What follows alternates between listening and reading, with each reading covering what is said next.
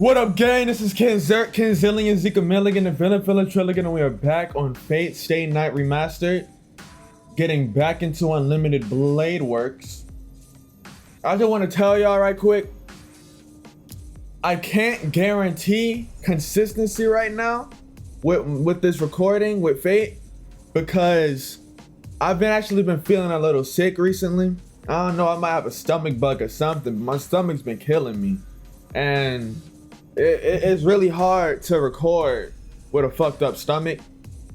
So right now I'm just feeling a little bit better, but I already know like that shit's gonna come back later today or tomorrow morning and start kicking my ass again. It's been doing that for this whole week.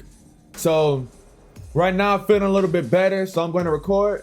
But if there's no Fate videos for a bit, like don't think I'm being lazy. Like this stomach ache is actually kicking my ass. So I do want to let y'all know that we finna get into day 5 of Unlimited Blade Works. Morning/decision. Bonnie and Clyde. Oh, we're in day 4. My fault. Winter 5 years ago. It was a beautiful moonlit night. I was just enjoying the sight with my father, Kiritsugu Emiya. It was winter, but it wasn't very cold. On the veranda, it was just a little chilly. The perfect weather to watch the moon. Kiritsugu didn't go outside much anymore. He rarely went out and he spent most of his time lounging around the house. Every time I recall this, I still feel regret. Why didn't I realize that he was acting the way any creature does when they know their time is almost up? When I was a boy, I wanted to be a hero of justice. He blurted out, just out of nowhere. My father, who already seemed like a hero of justice in my eyes, said that as if he were reflecting on a memory.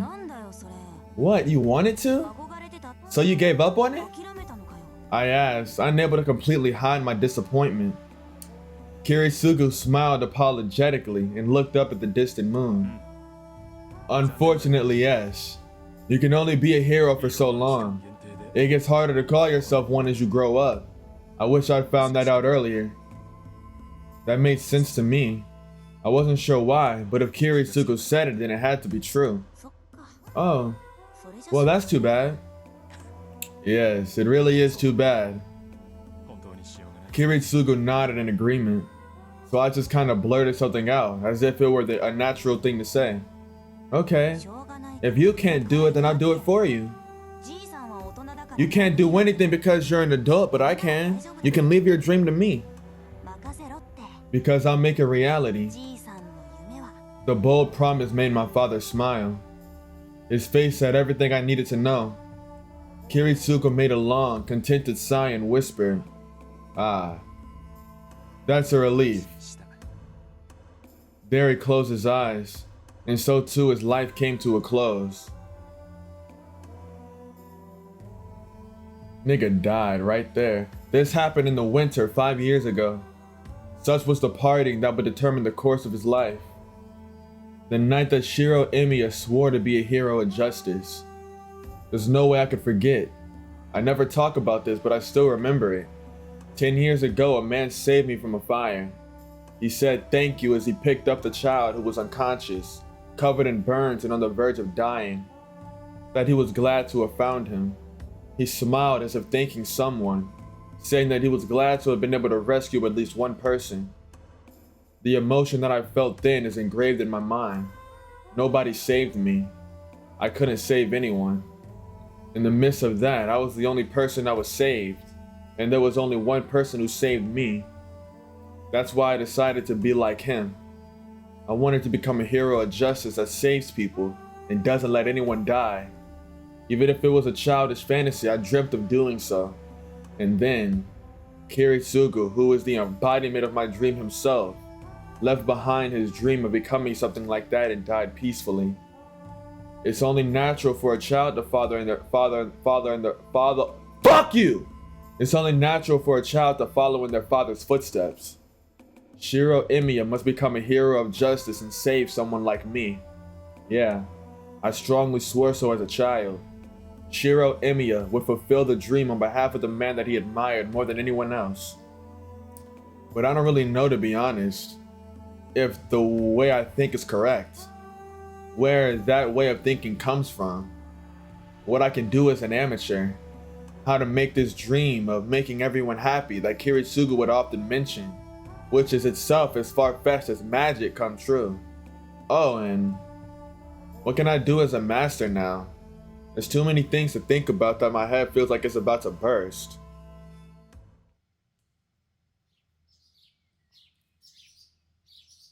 A nostalgic dream flitters through my mind, and then I wake up.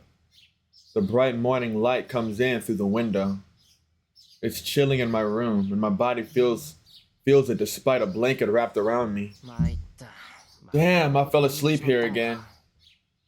I shake my head and change from my coveralls to my school uniform. It's a bit before 6 a.m. Sakura's probably already up and making breakfast.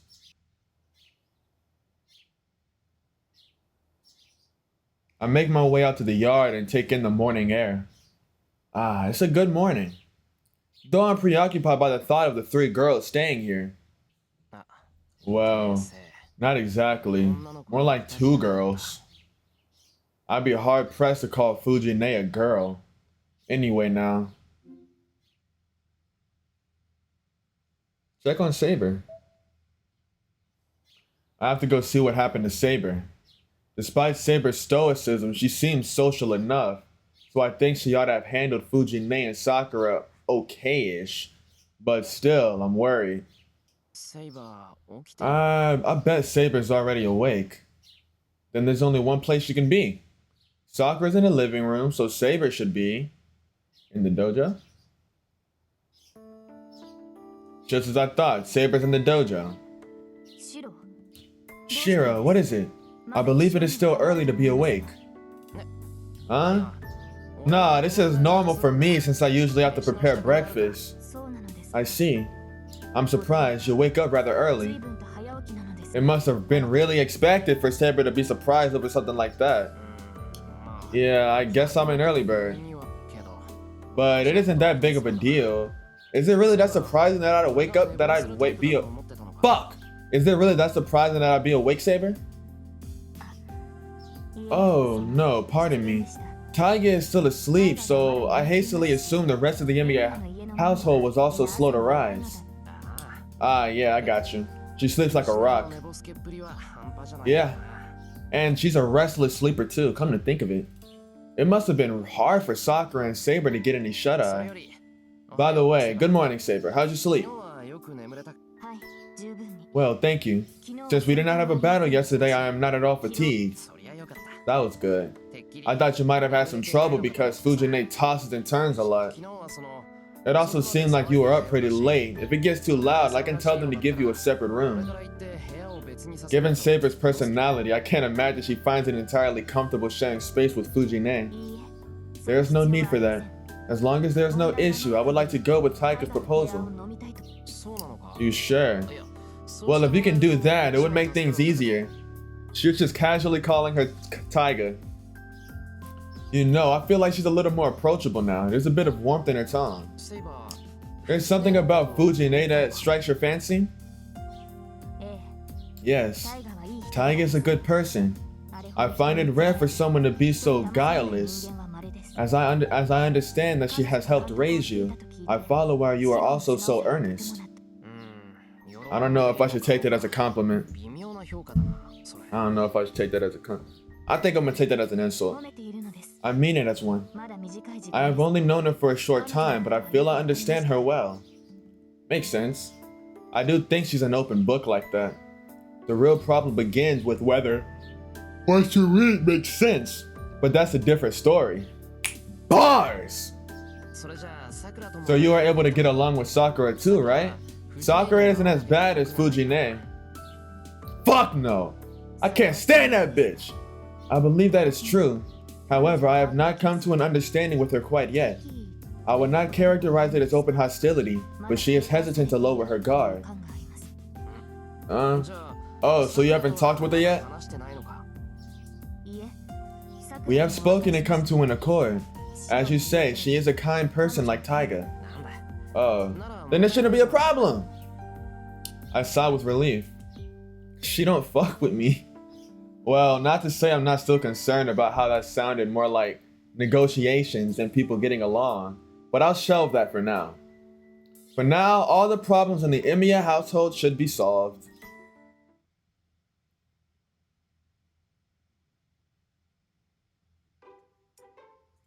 Everyone digs in. This is the first time that the four of us are eating around the dining table. I can't help but feel that this is nice. This tastes kind of bland. Did you change the broth, Sakura? Yes, I figured that Saber wouldn't be used to miso soup, so I thought I shouldn't make it too strong. Yes, I like today's miso soup.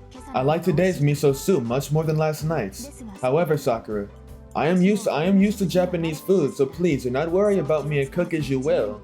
I am certain it will be fine. Oh, are you sure? Hey, you can use chopsticks. I'm surprised. You're very good at that, Saber. I am used to it.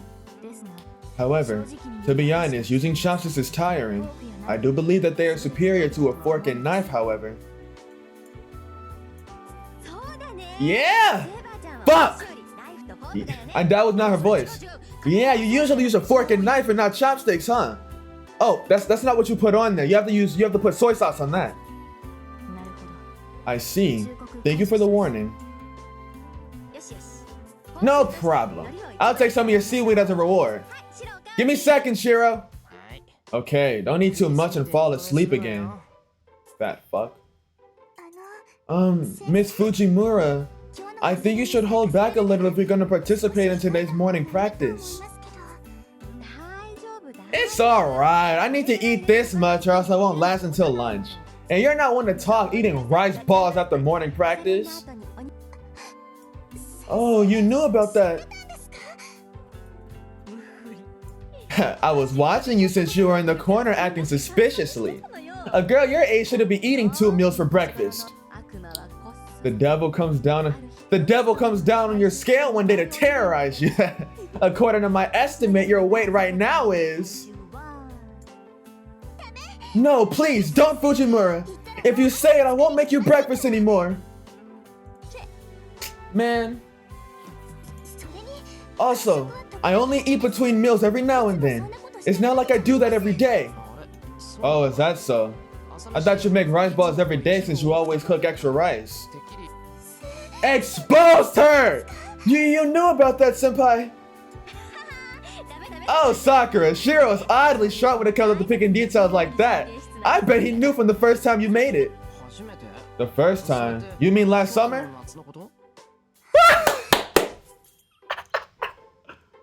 Expose her! Is that destiny here, Sakura? Why are you waving your hands like that? She's on the embarrassed side. The fuck?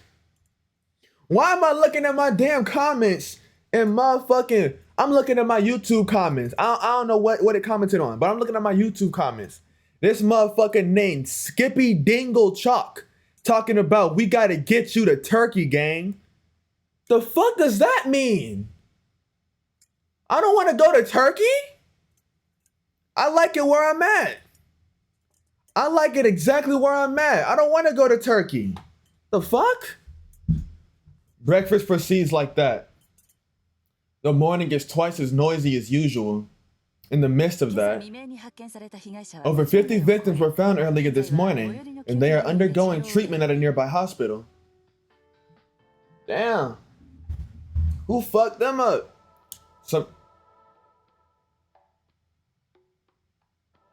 Is that the Tsukihime song? Oh, that's hard. Some disturbing news is on the TV. What? Another gas leak in Shinto? Wow, it's 50 people this time. Hold on. So many people couldn't contact... Hold on. So people couldn't contact the victims last night. So some of the family members got suspicious and called their work. But when they checked with security, there was nobody left in the office. What is this? How did security not notice that everyone in the building was unconscious since the evening? That's way beyond dereliction of duty. Fujine must have lost her appetite as she stops eating her third bowl of rice. Saber's watching the news with a grim expression. In that case, there's no doubt. I don't know what their motive is, but this is something done by a master. It's fortunate that there were no deaths like the other gas leak incidents, but... Jeez, it's getting dangerous. Shirou, no more working in Shinso for a while. You have a lot in your savings, so take it easy during these times. I appreciate that she's worried about me, but I can't reply. This is no time to be working anyway, but I won't be able to come home as often now that I'm at war. And so, when I can't come home, I have to lie and say I'm working, so I don't make Fujine and Sakura worry. I finish cleaning up and go to the front door. Fujine and Sakura already left for morning practice. Saber is trying to follow me again like yesterday, but I can't let her do that today. The weekends are fine, but there's no way I can bring Saber to school on a weekday. Saber, this is as far as you can go. Please stay here while I'm at school. There'll be more commotion if you go to school with me, and most of all you'll stand out. Master should avoid attracting attention, right? That face.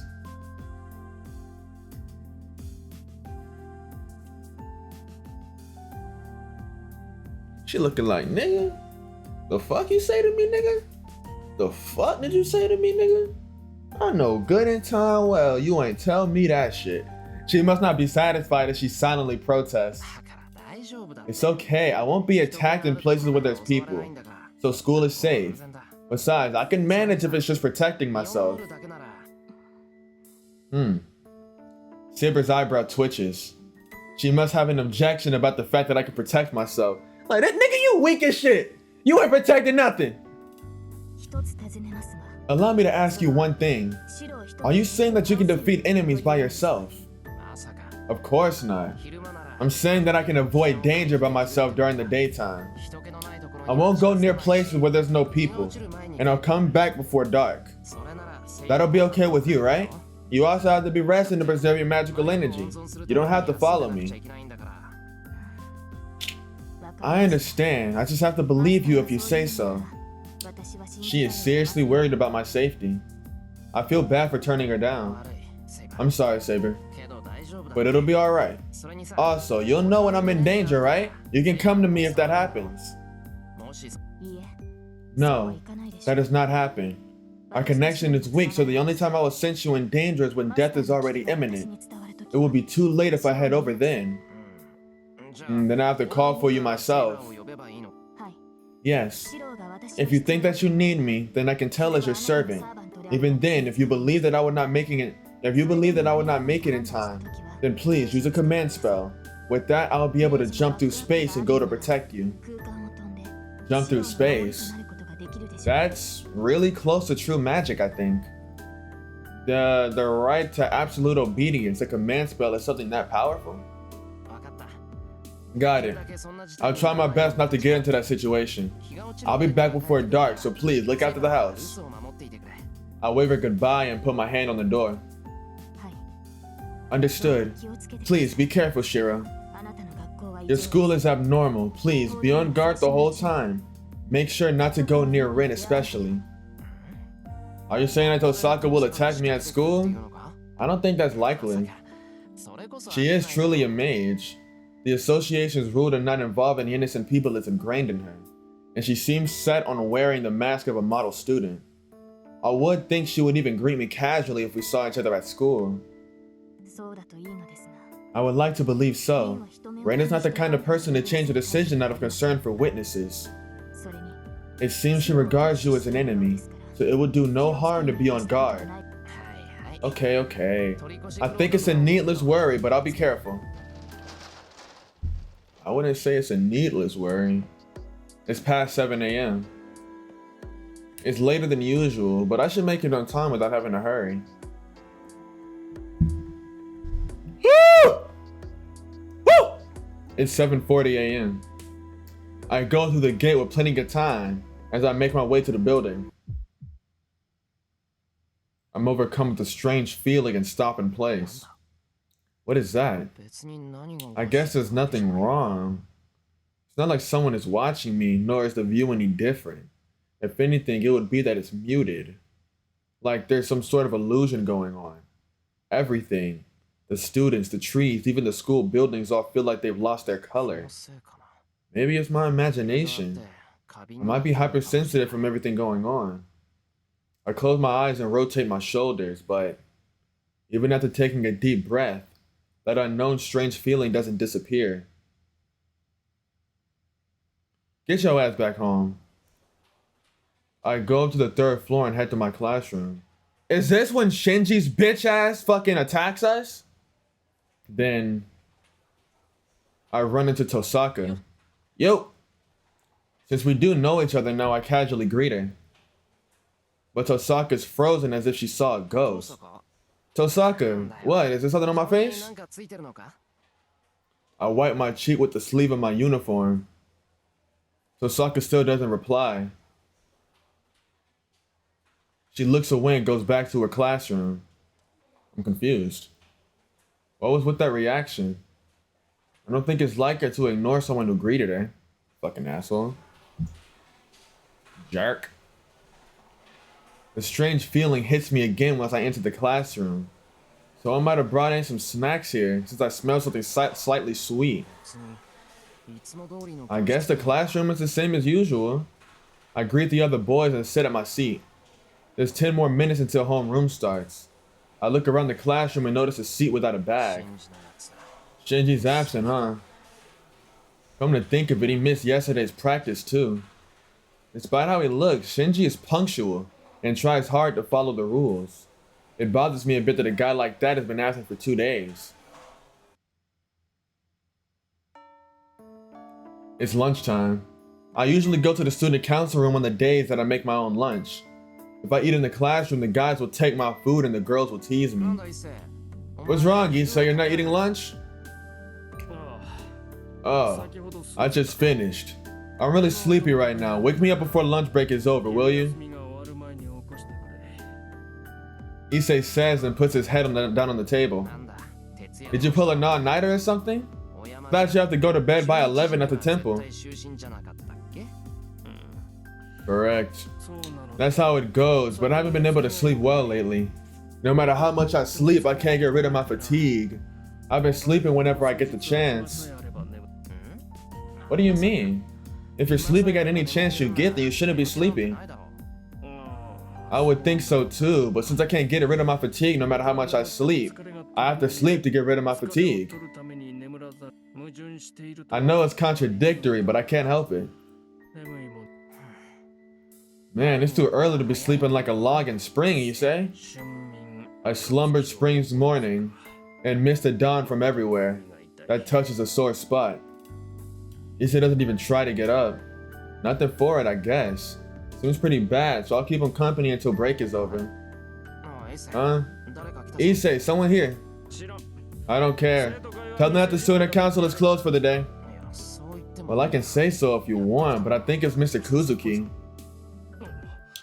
Oh, that would be bad. Issei slowly gets up and opens the door. Damn, this nigga looks evil. Ryudo. It's about the Kyudo club this morning. Kuzuki stops his words after seeing that I'm here. Soichiro Kuzuki is the homeroom teacher of class 2A and also in charge of the student council. He's the strictest teacher of this school and regarded as unfriendly. What? So she didn't even make it home? Correct. We will most likely call the police. I'm sure you know, but don't go around telling people. I understand.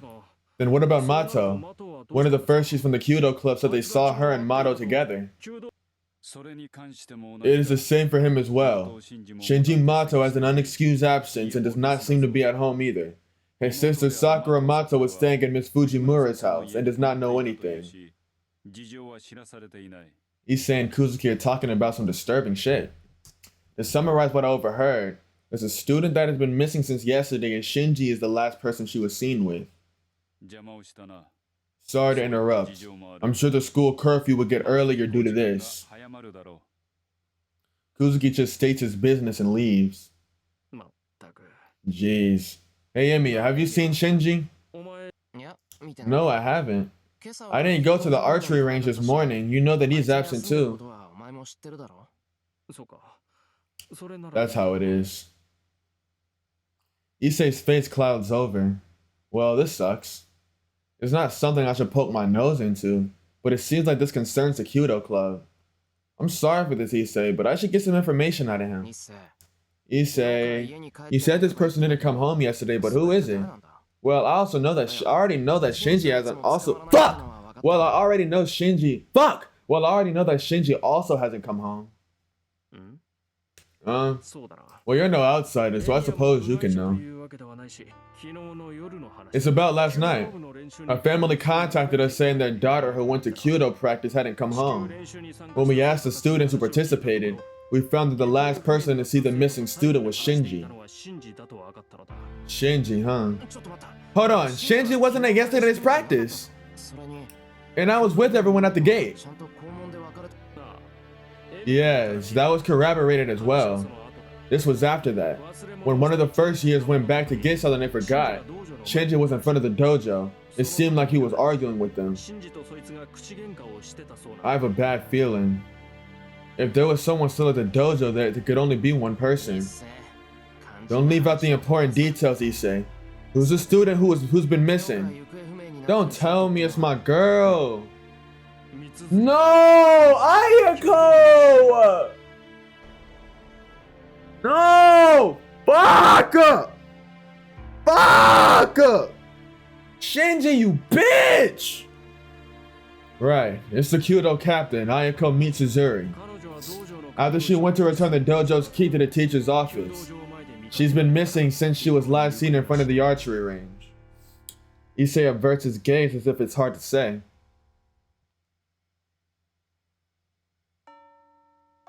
Classes are over. I don't know if it's because of the incident, but club practices are canceled for today.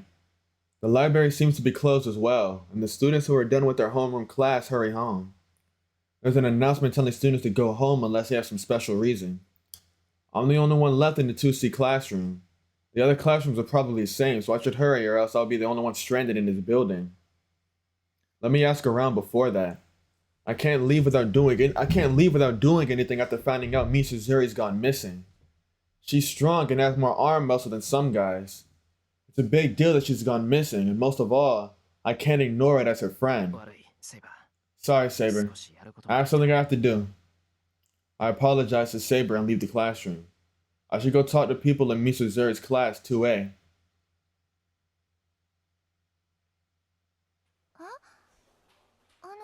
Huh? Ayako's absent today because she's sick.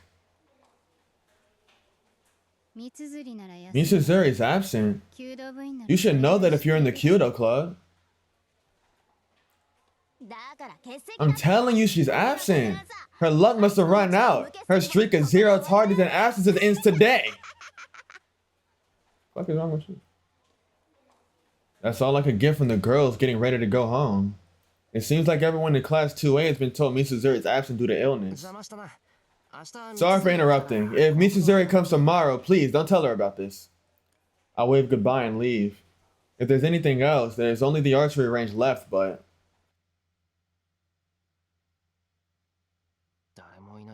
No one's here. Well, obviously there's no practice. The door to the range is shut tight. There doesn't seem to be anyone inside, so there's no reason to be here. Guess I'll talk to Issei. He might have some new information. It's been 3 hours since lunch. There's a possibility that Mitsuzuri's already been found and it turned out to be nothing at all.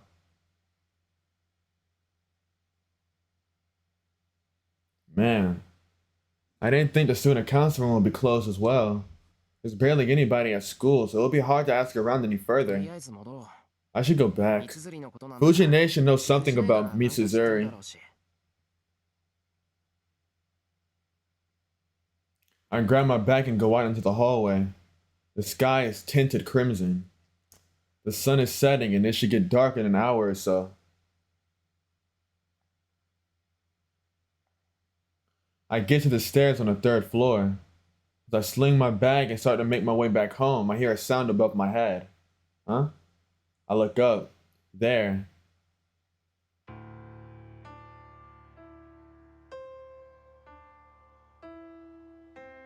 Oh, it's Rin. Oh! I remember something like this happening when I was trying to watch the anime. I don't remember exactly what happened. Doesn't she like fall or something? I don't know. Tohsaka standing firmly at the top of the stairs leading to the 4th floor. Oh, you're still here, Tohsaka. She doesn't answer. First this morning and now this. I feel like her stink eye gets worse every time I see her. What? If you have nothing to say, then I'm going. I raise my bag to show her I'm going home now. What now? The sign Tohsaka gives is telling me that she's had it up to here. I'm stunned.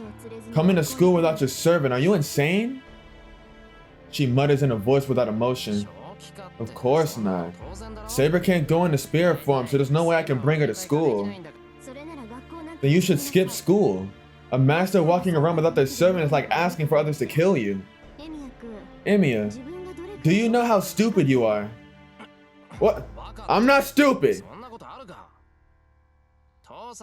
Knock it off.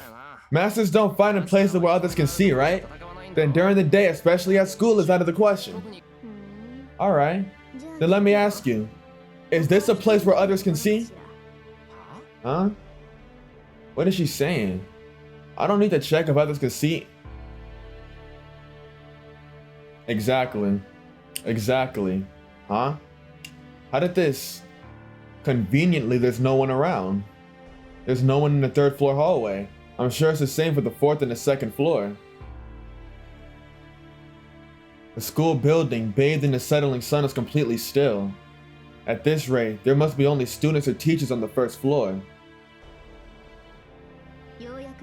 It seems you finally understand. Seriously, this morning I was more pissed than astonished. I told you so many times, but you still came to get killed. With a harsh tone of voice, Tohsaka rolls up her left arm sleeve.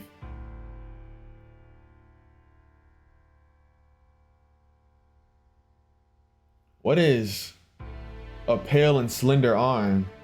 On that feminine arm, something like a glowing tattoo appears. The hell? It's not a command spell. Could it be? I don't have one, but is that a magic crest? The proof of a real mage family? I don't need to explain to you, right? This is the crystallization of the magecraft passed down by my family. I can activate any magecraft carved on here just by passing magical energy through it. Right. A magic crest is like an attached engine, separate from the magic circuit in a mage. There's no complicated incantation or procedure to follow. It's an ultimate shortcut mechanism that makes the car called magecraft run just by turning it on. But consequently, the magic crest won't show up unless it's in use. A magic crest is like another magic circuit that is formed when the owner passes magical energy through it. I had Archer leave. The grandest shot in this chest is enough for you. The grandest shot in this crest is enough for you. Her voice is flat, almost mechanical. That makes me realize that she's serious. You can run away, but you're just making it hard on yourself. I'm going to win anyway. She says coldly, but my mind is all over the place. We're going to seriously fight here. Why here? Why now? More importantly, why does it have to be against Tohsaka? Hold on, Tohsaka, are you out of your mind? We're at school, who knows who will come if we make a commotion? We'll cross that bridge when we come to it. I have a principle that I won't let the chances in front of me slip by. Sorry, but the coup de grace comes here. And besides, I don't think I can stand having you walk about so carelessly like today. I said, hold on, I don't have any intention of fighting you. Well, I do! Just prepare yourself, Shirou. Tohsaka makes a declaration of war and moves her arm. Just what kind of mazecraft is that?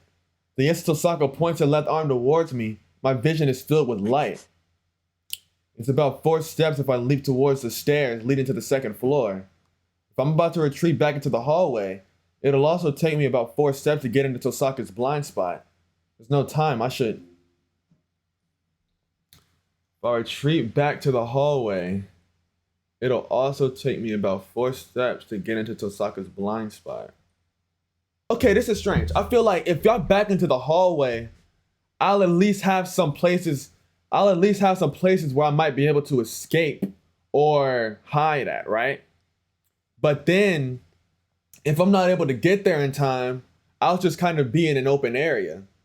If I leap towards the stairs, that'll be an immediate area to hide.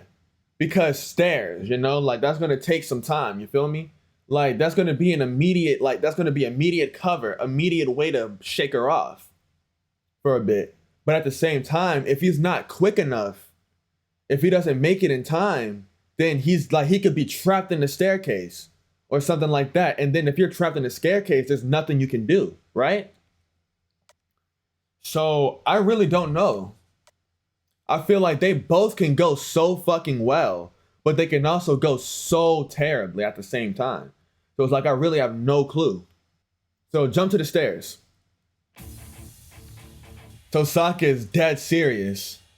There's no place to run, even if I retreat back to the hallway. I'll jump down the stairs in front of me. Ah! I kick off the floor with full force. It's about 1.5 meters down. I can easily land from this kind of height. A running long jump from the height of 1.5 meters, 1 meter wide. I was able to land the way that I had imagined without twisting my ankle. I know that shit hurt though. I was able to get an advantage of 1 floor on Tohsaka. So now I just have to get down to the 1st floor without stopping and get out of the building. Huh? What just happened? It came from above. Feels like a giant glob of jelly fell on me. I can't move my legs. The jelly is anchoring my feet. As soon as I realize that, I try my best to pull out of the sensation of weight. Immediately, a wave of nausea overcomes me. It's cold. I have goosebumps all over. My joints creak, my muscles are heavy, and it feels like my insides grind to a halt. Crap, my legs aren't still because of some gelatinous substance. It's like I'm ill. Tohsaka's magecraft. I've been hit with the gander shot, which infects the target with flu symptoms. The curse drags my body down into a sensation of illness, leaving me paralyzed. Just as I expected, I figured you would go there if I prepared an easy escape route. Fuck! I fell for a trap! I hear Tohsaka's voice from afar as if she's contacting me from the distant moon. Let me apologize first. What I'm gonna do now is as bad as taking away your life. Her cold finger digs into the back of my neck. When I realize it's Tohsaka's finger and try to fling it away. Goodbye. I don't think you knew, but I've had my eye on you for a long time now. As if it snapped, my consciousness shorts out.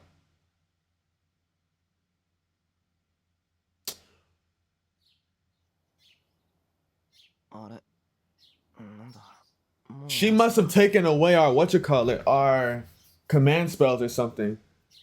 I think that's something you can do, right? I remember that happening in... Oh, that might have been a spoiler for somebody. I'm sorry.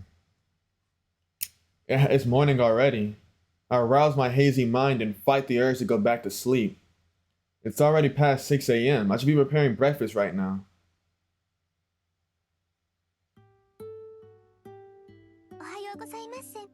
Good morning, senpai. Breakfast is already prepared.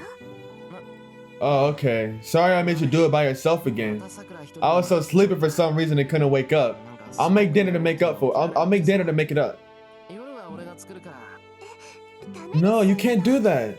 It's my turn to cook dinner tonight, so please let me. I'll be relying on you to do too much if I made you cook breakfast and dinner. Please, let me cook tonight. I want to make it up to you for sleeping in. Let's see. Then let's cook dinner together. I'll help too, so please come home early.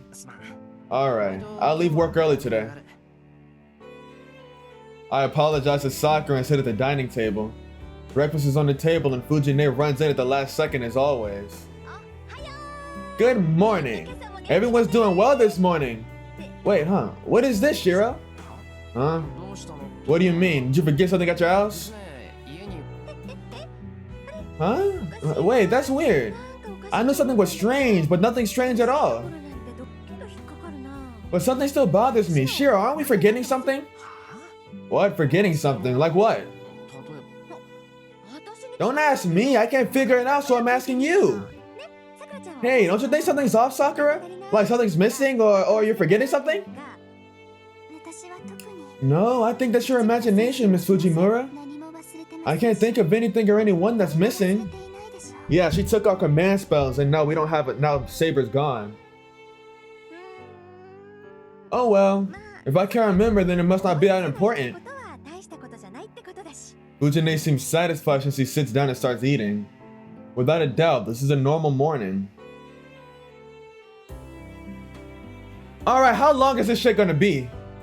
Like, I already know it's a bad end. Y'all don't gotta drag this shit on. 30 minutes after Fujine and Sakura leave. As usual, I make my way out at a leisurely pace.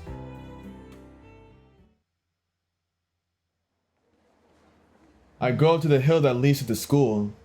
It's past 7:30, and the school road is crowded with students in the same uniform. A familiar scene. I breathe in the morning air with nothing missing. Then, I make eye contact with a female student passing by.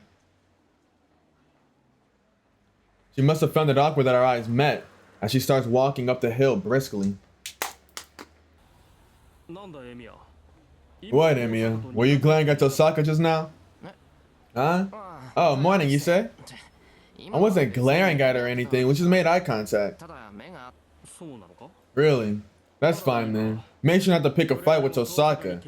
It's her belief to respond to provocation twofold, so you'll be throwing away your last year of school. I don't know how serious he is, but he say murmurs a Buddhist sutra. But that's a needless word. Are you stupid? I wouldn't pick a fight when I don't even know her. Well, she is really beautiful. I didn't even realize someone like that was at our school. Yes, that is the correct way to deal with her. That thing is too much for us humans to handle. It is our way as humans to not get involved. Well, I was worried for a second, but that settles it. She basically erased our memory, huh? Issei goes up the hill. I watch him as I stand there. A morning scene with nothing missing. My left hand hurts slightly. Settles what? What happened and what ended, Issei? The first bell rings from the top of the hill. It's already 8 a.m. I feel like I'm locked out of something, like the school gate closing. I think I can't remember anything. This vague sensation of unease just creeps up my spine. I can't think of where I need to go or where I need to return to.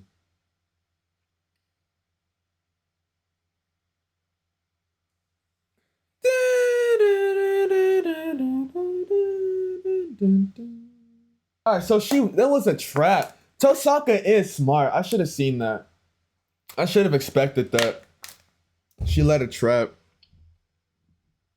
She's not like, if this was Shinji, then jumping to the stairs would have been smart. Because Shinji's dumb ass would not have laid a trap. Jump back into the hallway. First wrong end of UBW. Just by instinct, I leapt without looking. I used Tohsaka's blind spot, the corner of the hallway, as a shield, and jumped sideways with all my might. Just barely, I slid into the hallway. Damn! I hear her click her tongue irritatingly as something heavy hit the wall. Wait, what is she? I look behind me as I stand up. The wall that was behind me had something sizzling and smoking coming out of it. And to be more specific, there are 3 fist-sized burn marks on the wall. A projectile weapon. No, that's the curse that infects the target with illness. I think the gander shot that Tohsaka was talking about is from the Northern European rune magecraft. It's an indirect curse that can worsen the condition of a person by pointing at them. But that should be a curse that makes a person feel sick. It shouldn't be anything like physically striking something with a projectile. And yet, Tohsaka's Ganda shot is so packed full of magical energy, it manifests like a bullet. Like, it doesn't just appear similar to a bullet, but strikes like one too. Wow, that's expected of Tohsaka. There's usually a limit to how much force one can use to turn a slow curse into an immediate curse. Man, is she trying to kill me? That's what I've been trying to tell you! Her descending footsteps echo behind me. I regain my balance and take off at full speed. No time, I have no time, I have to get out of here. The hallway. No, the hallway is stupid. Can't do that, there's no cover. Tohsaka's weapon is a projectile, so if I just run down the hallway, it'll just funnel like shots right at my back. Don't move! Tohsaka leaps out from around the corner, and just in time, a hair ahead of her. I dive into the classroom beside me, room 2F.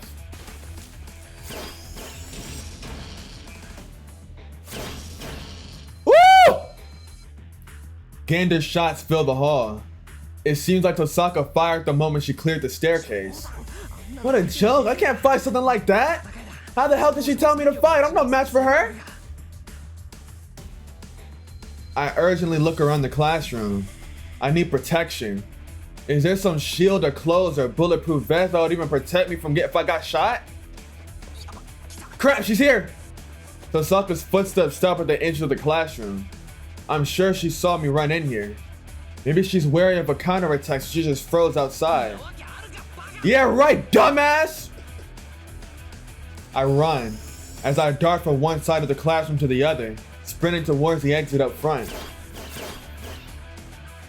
A hail of bullets mercilessly enter the room. Oh my gosh! She's shooting like crazy! The bullets penetrate the walls, shooting radially inside the classroom. Fuck, one must have grazed my back. I hesitate for a moment longer than I have been hit center mass. No way, how are you still standing? Tohsaka springs into the classroom. There are about 4 meters between us. As we stand at both entrances, but the front and the back of the classrooms, we glare at each other again, but I have to. I jump out to the hallway. Escaping through the classroom is not an option. At this point, I can only sprint toward the stairs. Man, she's really merciless. I think it scraped my temple just now. My side too. Ouch! Damn, are you serious? That's gonna screw me right over if I get hit by that. That's the point, you jackass. If you don't want to get hurt, stop and I'll make it nice and quick. Bro, she is busting on me. The bullets fly through the air. Just why does it sound even more like actual bullets now? Hold on, aren't you shooting Gander? That sounds more like a freaking gun. Shut up, then don't run away. It's your fault I have to focus my fire. A moving target's harder. Golly! The gunshots echo even louder. But in the nick of time, I barely make it to the stairs by the two-way classroom. All right, King Von. Shit. I run down the stairs. Making it this far brings me closer to victory. I reach the landing to the second story. If I can get to the first floor, even Tohsaka won't go through the trouble to follow me. I'm speechless. Tohsaka took a shortcut by jumping over the stairway handrail. Hi. Hi, Tohsaka. Lovely weather we're having, right? You know, you gotta love hail, right? By which I mean, in order to get down to the first floor from these stairs, I now have Tohsaka barring the way in front of me. She smiles confidently. I'm surprised. You're pretty agile, even if you were saying you had some extra weight on you before. Why would you? Yeah, I think I can see I think I can see a vein pop on her forehead. It's scary how I'm getting used to this. The instant I realize it's coming, my legs send me jumping sideways as I hear the sound of bullets hitting the wall. I flee in the opposite direction. The good news is I'm down to the second floor hallway. If I'm able to make good time, I can get to the first floor. Well, I'm sure even Tohsaka won't. Really? Still? You're persistent, Tohsaka. Give it up already. You also don't know when to give up. I won't kill you, so give it up already. I don't know if it's because she's seriously serious, or because she's just lost it from the goose chase I've given her. But if Tohsaka's shots get any louder, someone's gonna call the cops on us for sure. I really gotta stop worrying about stuff like that. With the power increase comes bigger bullets too. The near misses from the so-called curse felt hot before, but now they're torching everything in their path. Ouch! One gander just faintly scrapes my leg. My speed drops immensely. The instant I know she'll catch up to me before I make it to the stairs, I fling myself into the nearest classroom. Just jump out the window at this point.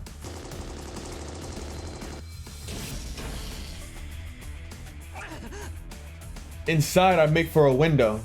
So now, I should be able to manage to jump out from the second story window. I'll get shot if I go back into the hall, so this looks like a better choice.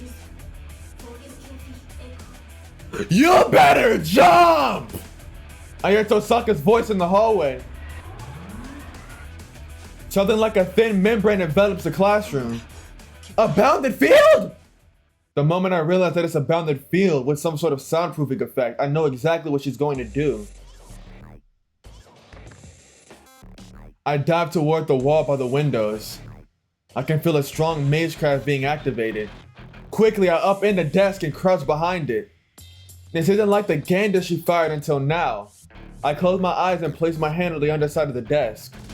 She's making an incantation. Even though she has the help from her magic crest, Tohsaka is chanting a spell. Will I make it? No, I have to make it.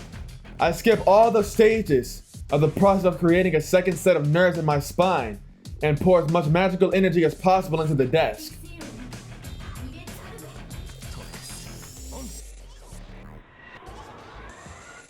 Light and sound explode.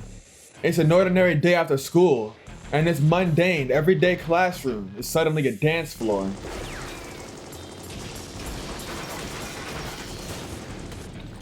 The desks dance. The magical energy being released here is nothing like the pistol fire from before. This is more like a machine gun in terms of coverage and speed. I don't know exactly what effect this curse filled with magical energy has, but it's strong enough to be visible to the human eye. As it has mass, it destroys everything it touches. The desks that are lined up in the classroom go wild like a person set ablaze. My eardrums are already screwed from the sounds of the dancing desks and the echoing bullets. A battlefield might actually be a more apt description. Despite that, there's not a single crack in the windows. It must be the power of the bounded field that Tohsaka put up. Right now, this classroom is an enclosed space. Even if one can enter, they can't leave. The dozens of bullets fired in here are no exception. And even these loud sounds don't escape this room. Damn! Even when she looks like she's going apeshit, Tohsaka is a calculating mage through and through. I put up as much energy as I can produce into my makeshift shield. The desk is under the effects of strengthening, the one kind of magecraft I'm any good at, giving me a defense against its magical range. But that's only for a brief moment. My strengthening can only endure 3 seconds from the rain of bullets. As a result, I redo the spell the instant it wears off and have to repeat this for as long as the magical energy lasts, but... Damn, does she have infinite energy? The rain does not stop. Maybe Tohsaka knows what's going on in this classroom. She might still be attacking since she knows I'm blocking her attacks like this. In that case, this rain would stop when my magical energy runs out, huh? When focusing energy on the desk, I slump my shoulders. That lets me compare our stamina. We'll just have to see who concedes first. Then let's compare our stamina. We'll just have to see who concedes first.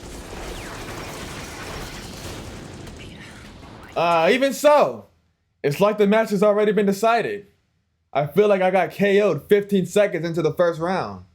I'm not wounded and I still got stamina to spare, but I'm stuck and can't do anything if I run out of magical energy.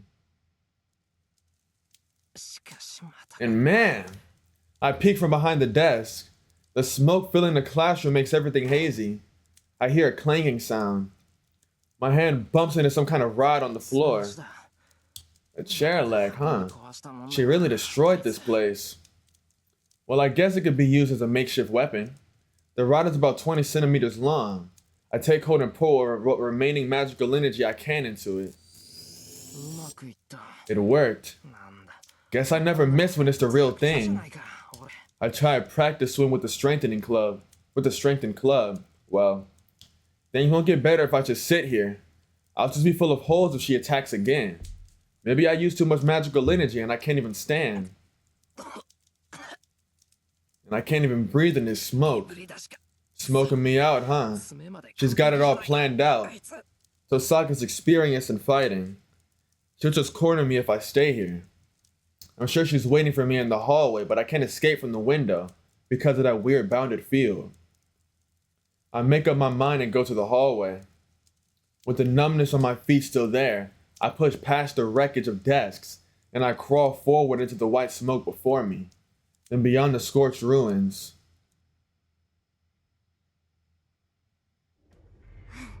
You finally came out, Emiya!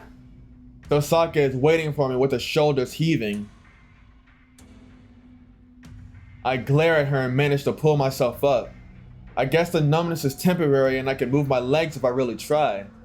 Not that mobility will be enough. Tohsaka is only winded from all the running around. She's got plenty of magical energy to spare. I've got no magical energy left.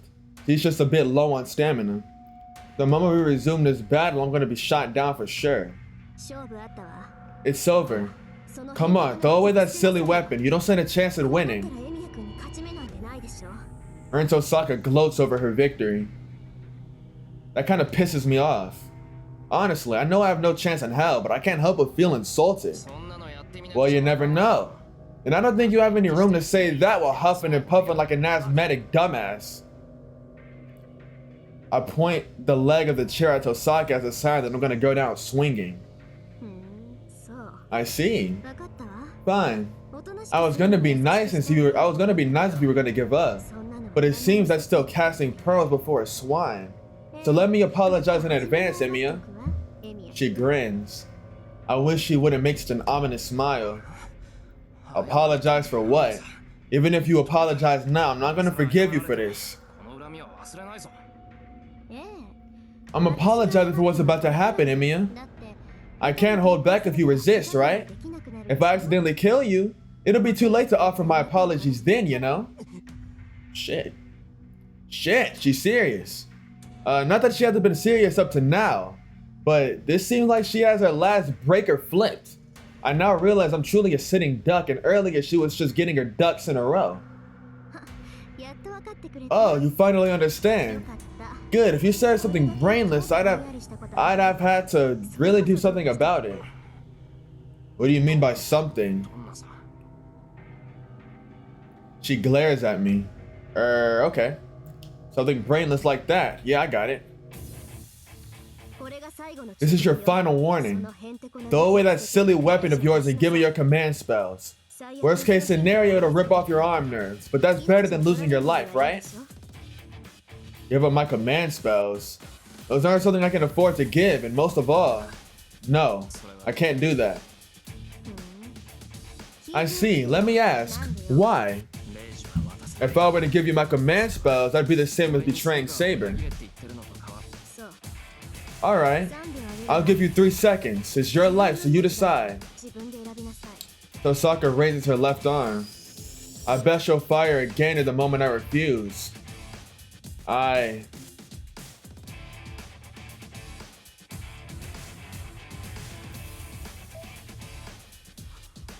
I accept my loss against Tohsaka?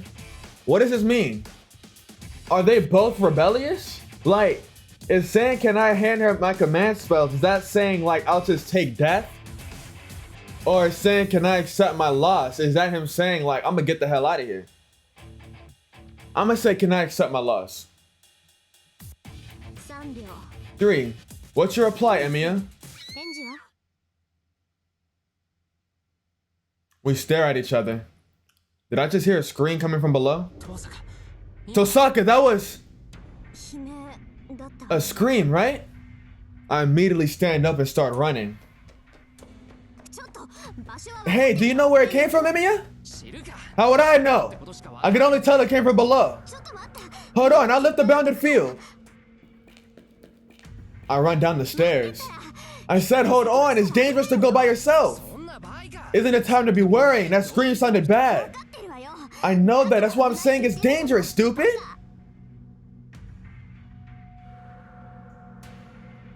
That's a person laid out over there. I go down to the first floor.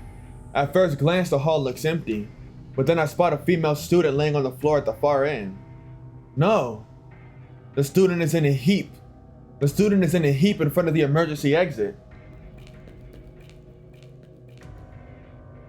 よかった Good, she's only passed out. I run to the student to check if she's okay. Is she a first year? She's unconscious, but I don't see any bleeding or wounds, so she seems alright. そんなわけないでしょ It's more than that. して She's so pale. Can't you tell that she's empty inside?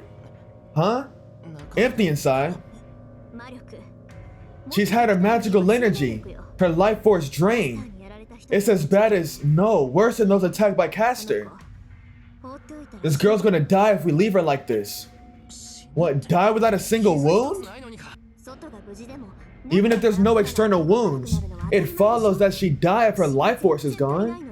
She doesn't have enough blood flow. Hold on, in this state, I might be able to do something with the stone I have. She rifles through her pockets, thank God. It seems she's serious, but Tohsaka seems to know how to cure her. She kneels over and treats the collapsed student. From her profile, she looks incredibly serious. She tends to the student as sweat forms on her forehead. Huh? What is it? It's her expression. Her expression is so laser focused it pains me to look at it. I feel like it isn't the first time I've seen. ああもう気が散る Oh, that's so annoying. Emiya, can you close the door? My hair keeps flying in my face. Oh, that emergency exit. 勝負したな I look at the open door. Huh? Open. Come to think of it, we haven't even discovered why the girl collapsed in the first place. Not like she did this on her own. Someone obviously attacked her. It doesn't even take us a minute to get here. So if the culprit fled, it had to be out this door. Oh. Is it because I was looking in that direction? 遠坂危ない I could just make out something dark flying in our direction. Watch out, Tohsaka! I shield Tohsaka with my right arm. Uh-huh. What is that? Emiya, your arm! A shadowy dagger is pierced through my arm. Protruding through my elbow and wrist is something that resembles a nail. No, it's far too large to just be a nail. And whatever it is, it has completely skewered my forearm. なんでそんな Why did you... あ I mean, you're bleeding so much, but doesn't it hurt? 血がそんなに出てるのに 痛い It hurts. It hurts like crazy. 痛い But it hurts so much that I can't panic. More importantly, it looks like this thing was aimed at Tohsaka's head. Tohsaka, take care of her. I get ready to run. There's no time to wait for a response. With my left hand, I adjust the grip on the metal pipe I'd strengthened earlier and fly out of the emergency exit. Who is it? That's Ryder, right? My right arm is dangles as I run. Everything below the elbow is red from blood. Is it just bad luck with limbs for me today? Tohsaka tells me to hand over one hand. What? Tohsaka tells me to hand over one hand with the command spells on it, and on my other hand is partially severed from the rest of me. この辺り Has to be around here. I look around. Though I don't know who or what did it, I can feel them drawing me out. Whoever attacked that female student, whatever attacked Tohsaka with that dagger is nearby. I haven't lost them yet. If I close my eyes, I can feel the dark magical energy moving. Behind the archery range, in the woods. I jump over the fence and run across the mossy ground. Then, between the trees, concealed amongst a thicket, a familiar face takes one look at me and laughs. Shinji, yo bitch! I stop without thinking. Just what the hell is he doing here? Supposed to be missing. Wait, no! Misazuri is the one that's missing. Shinji's the last one who saw her and my injured arm throbs. The moment I'm about to fall forward, a nail-like dagger is thrust at my throat. I managed to dodge. Instead of going backwards or sideways, I followed my tumbling body and rolled forward to avoid the blow. My throat. It scraped my throat, the skin's cut. Even then I'm lucky. If I had been any slower, it would have cut through my bone and sinew. I scramble up. In front of me stands a smiling woman clothed in black. A servant! I don't even have to check. The concentration of magical energy far beyond that of a human. Not even Tohsaka compares. I don't know what class she is, but her spiritual presence is greater than a human, without a doubt. She disappeared. The shadow vanishes from my vision. Instinctively, I can feel death's swift approach. I desperately swing my weapon above my head. The rod is able to repel the nail coming at my head from above. I don't know if she's somehow related to a spider or something, but she's leaping and clinging to the trees like one. I run. It must have been chance that I was able to block that. There's no way I'll be able to dodge another. Fleeing is out of the question. I make it to a nearby tree and put it on my back. That's the one direction I should be safe from. And so I have to believe if I have any chance at this. Damn it. Even though she's wearing something that stands out that much, why can't I? I don't see the servant in black anywhere. She might be jumping from branch to branch since she has to come down to the ground at all. Sweat rolls down my forehead. I can hear the sound of jangling chains. It's like the rattle of a snake ready to strike. Under the tree, I try my best to suppress mirthless laughter. Damn, okay, Reaper! The sound of chains echo through the woods.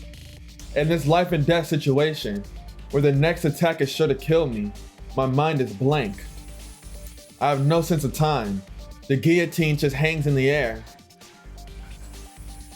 That's what's strange. The battle should be over by now, but I'm still alive. How strange. Maybe that last attack killed me and my mind is now blank from wanting to believe that my fear of a surprise attack is actually a posthumus dream. If you don't call her, I can't compete against a servant by myself. Then I'll have to rely on her. Command spells. If I use a command spell and call Saber, I should be able to get out of this predicament. But can I? I'm the one who got myself into this death trap. And I should be the one to handle it, and most of all, I haven't exhausted all of my options. That's right. I have a weapon in my hand, even if it's a shoddy one, and I can still move. If the location is bad, I can just move. I can call for Saber after that. I'm surprised. You're not using your command spell? The voice echoes. Above, so she was hiding up in the tree. Unfortunately, I don't have that many left. If I use one over something like this, I don't know what I'd do moving forward. And well, to be honest, I don't really know how to use it either. I see. You must be brave, unlike my master. I search for her exact location. Where is your voice coming from? Then I shall also call my strategy. I cannot go all out against a master without no servant. Without a servant, I shall gently kill you. The voice goes silent. Only the sound of chains echoes through the woods. She's coming. What I have to do is get out of these woods. But to do so, I would have to block the servant's nail weapon multiple times. The fact that I only have the leg of a chair that I struggle to defend myself is so pathetic that it's funny. If only this thing was as impressive as his blades, then I can not only block but even counterattack. Let's go! I don't have time to be thinking about what ifs. It's about 30 meters to get out of the woods. This isn't much compared to the chase that I had with Tohsaka. I run. I ignore the harsh sound of the chains and run frantically towards the exit. I repel the attack from above. Then I block the roundhouse kick from the servant that landed on the ground on my left. She's in front of me now. I think she's getting irritated from having her blows blocked, but I managed to deflect another onslaught.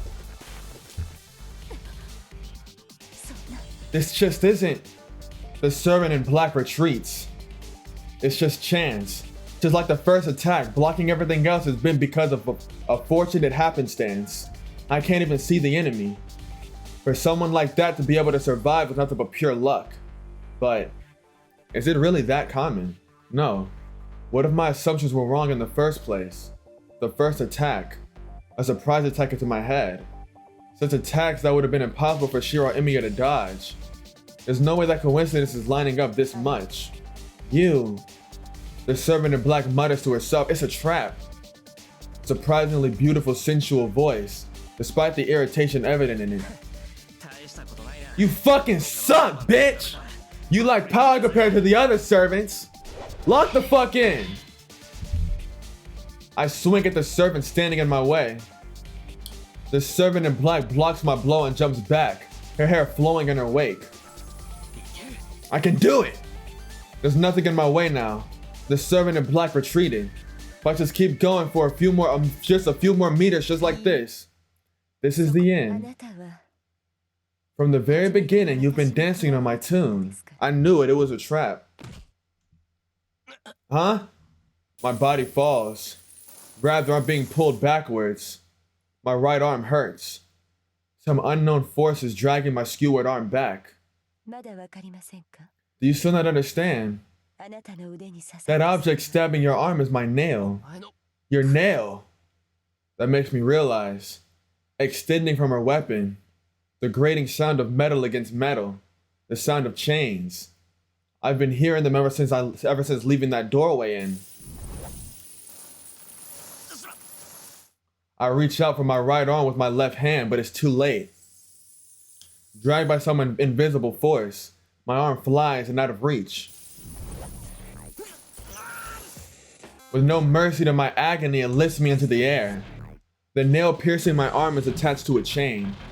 The chain extends up into a canopy, using a branch as a fulcrum, and leaving me strung up by it.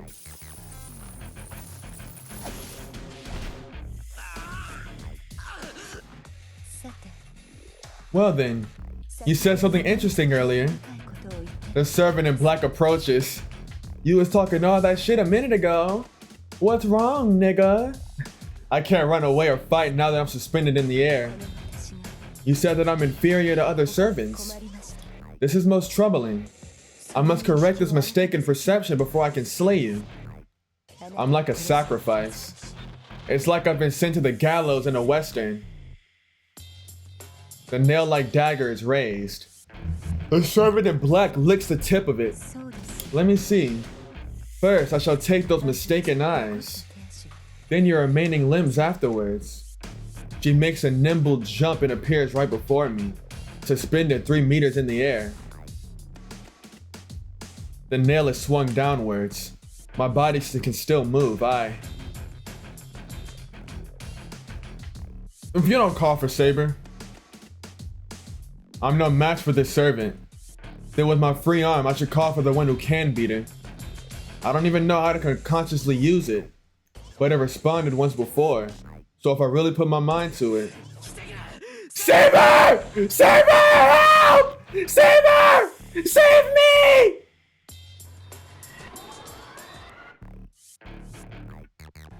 My field of vision is covered in light. It might be because I used the command spell, but I feel an intense pain in my left hand.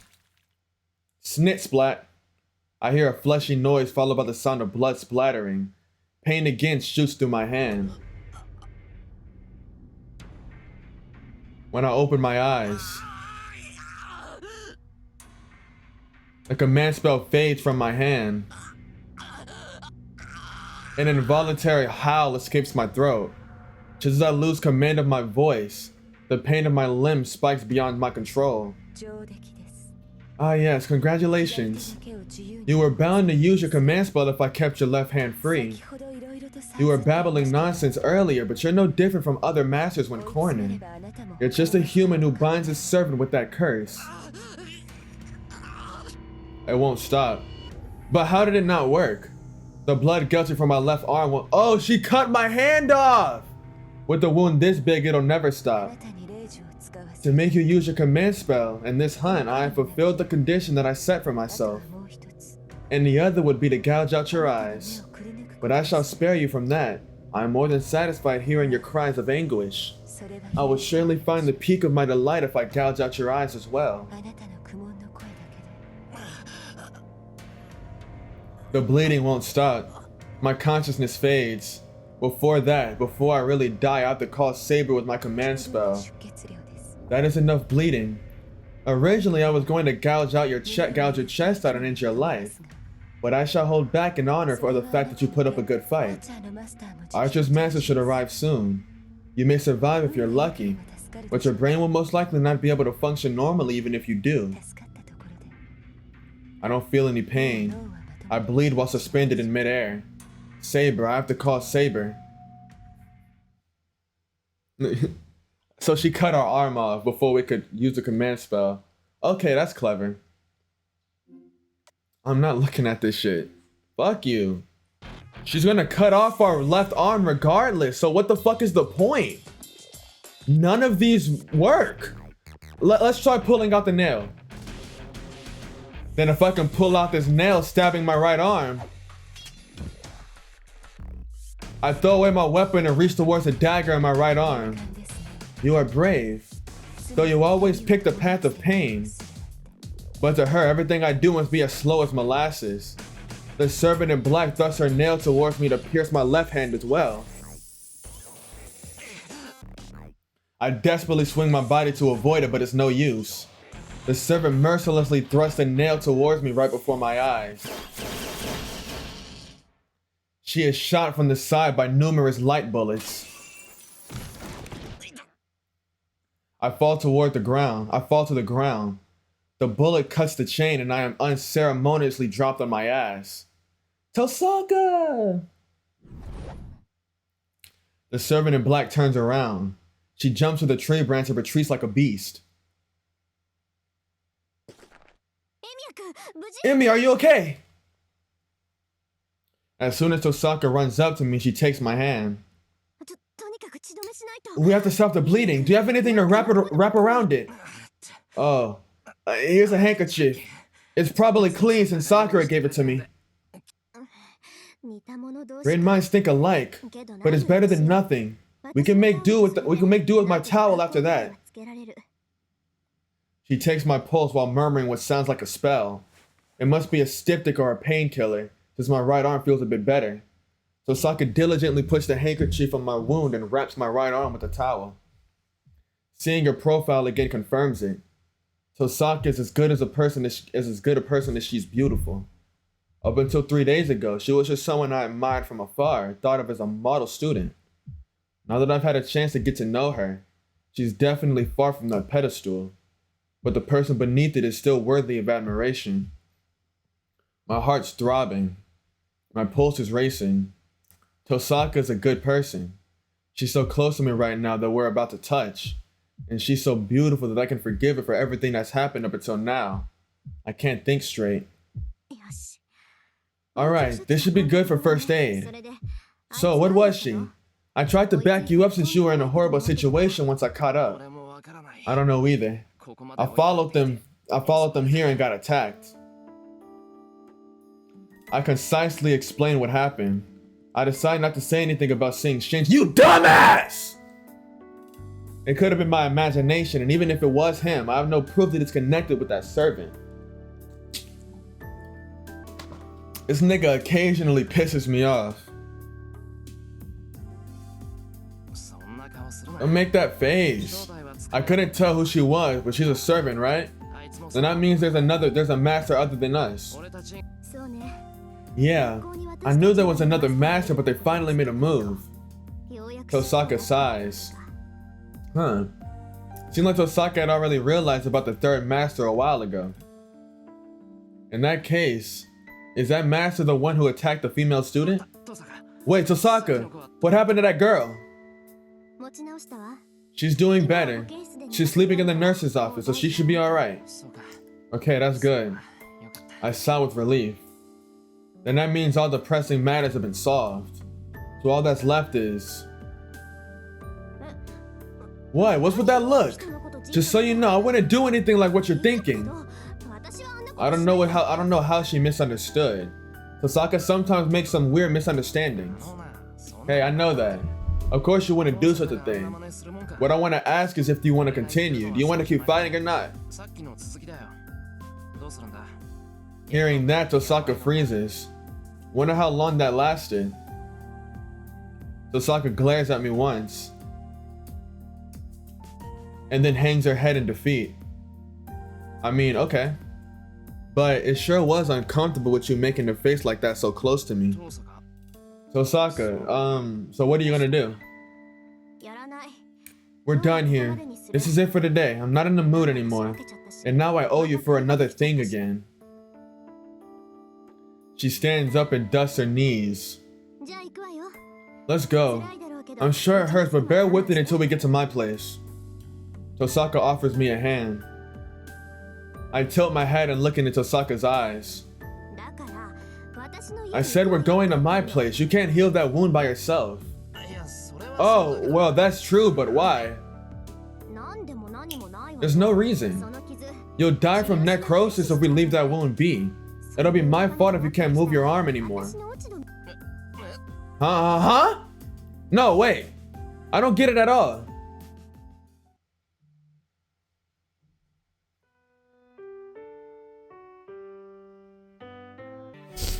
Tohsaka's house is in the residential area on the other side of town.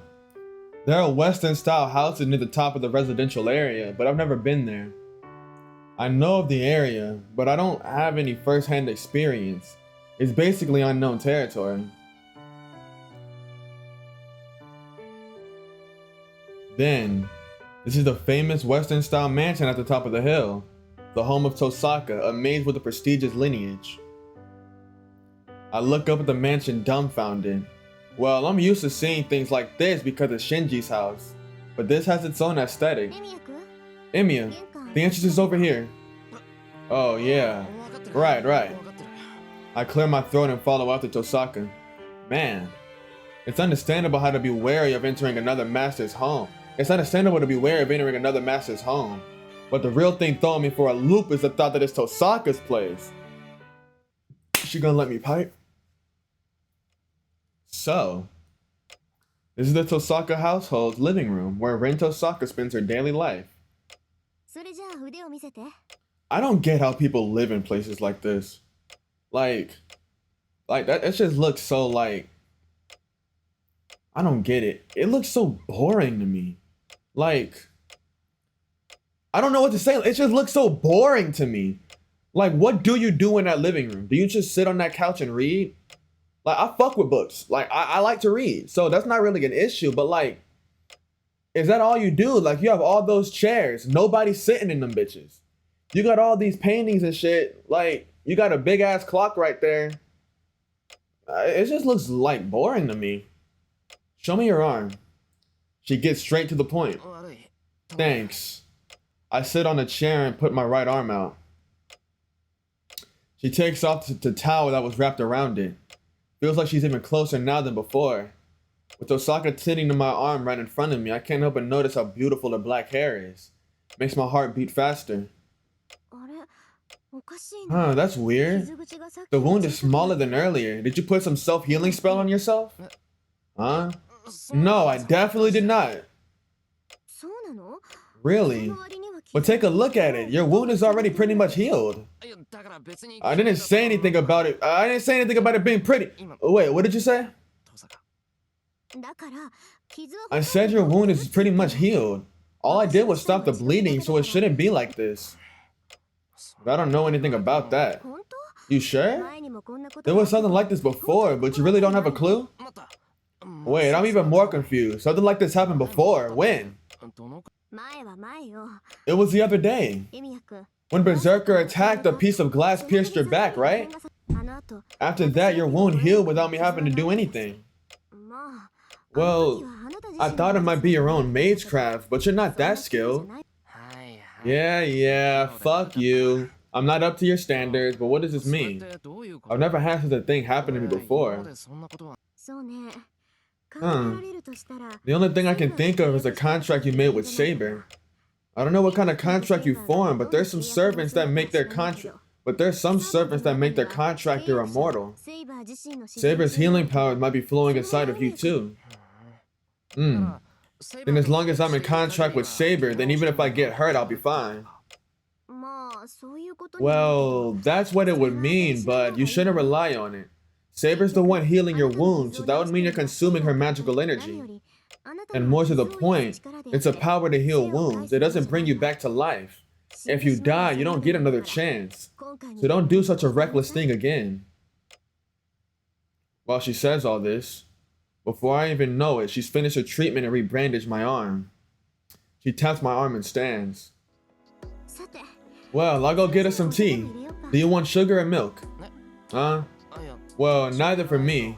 Can you tell me one thing before that, Tohsaka? What is it?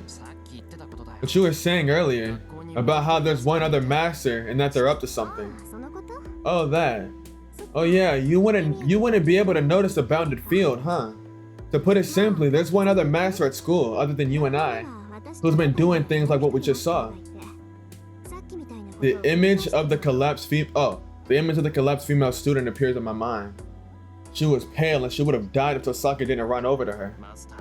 The masters don't only go after other masters, huh? The priest said so, but why would they do such a thing? To win the Holy Grail War, of course. The more servants eat human spirits, the more magical energy they can store. That master's aim is to try to use all the students as sacrifices to make their servants stronger. Using the students as sacrifices, are they insane? Yes. Who knows? But there's already a bounded field set up around school. It's not complete, but once it's activated, everyone inside will weaken and die. Although I'm not gonna let that happen. Tohsaka explains in a straightforward manner. This must be something she's known for days. That's why she knew what she had to do and went to school, even though she told me not to. She knew it would be dangerous. She knew it was dangerous to be there, but she still went to stop the master who set up the bounded field. Huh? I'm ashamed of myself. It's only natural that Tohsaka got irritated seeing me come to school without any thought. I wasn't prepared for anything and I was nonchalantly basking in my everyday life at school. Hey, what's wrong? Why are you so down? Did I say something bad? She looks at me worriedly. I bet she's making some weird mental gymnastics again. No, you didn't. I was just thinking that I'd never be able to beat you. I feel like it's wrong for me to apologize, so I try my best to put my feelings into words. What? This isn't about that last fight. I know that, Emiya. Do you want to make a truce for now?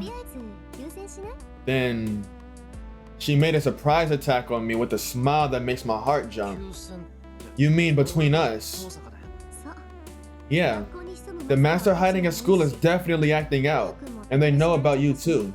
I personally want to take care of this master before you. So, do you want to call a truce and look for the other master together? It takes me aback, but I should consider it carefully. No, don't overthink it. What Tohsaka is saying is correct, and most of all, I can't ignore this master. First of all, I decided to fight so that I can stop masters who hurt innocent people.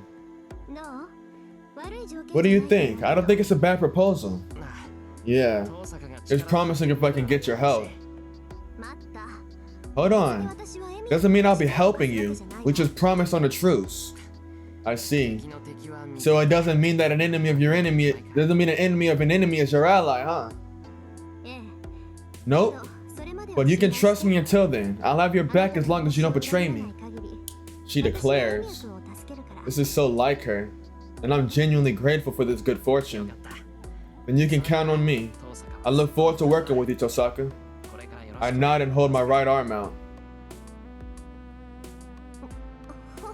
I'm sure I won't last long, so be useful, okay? Tohsaka sounds ungracious, but I'm not falling for it. For all her bluster, she still takes my hand and gives it a firm shake. I see. No wonder I thought it was strange. So you're not an official successor, huh? Your father passed away before he could pass down the magic crest to you, right? I don't know. It seems like my old man had no intention of passing down this magic crest to me. He was even against me becoming a mage. But he taught you magecraft, right? Isn't that contradictory? Maybe. It seemed like he taught me reluctantly since I wouldn't give up. At first he told me to focus on being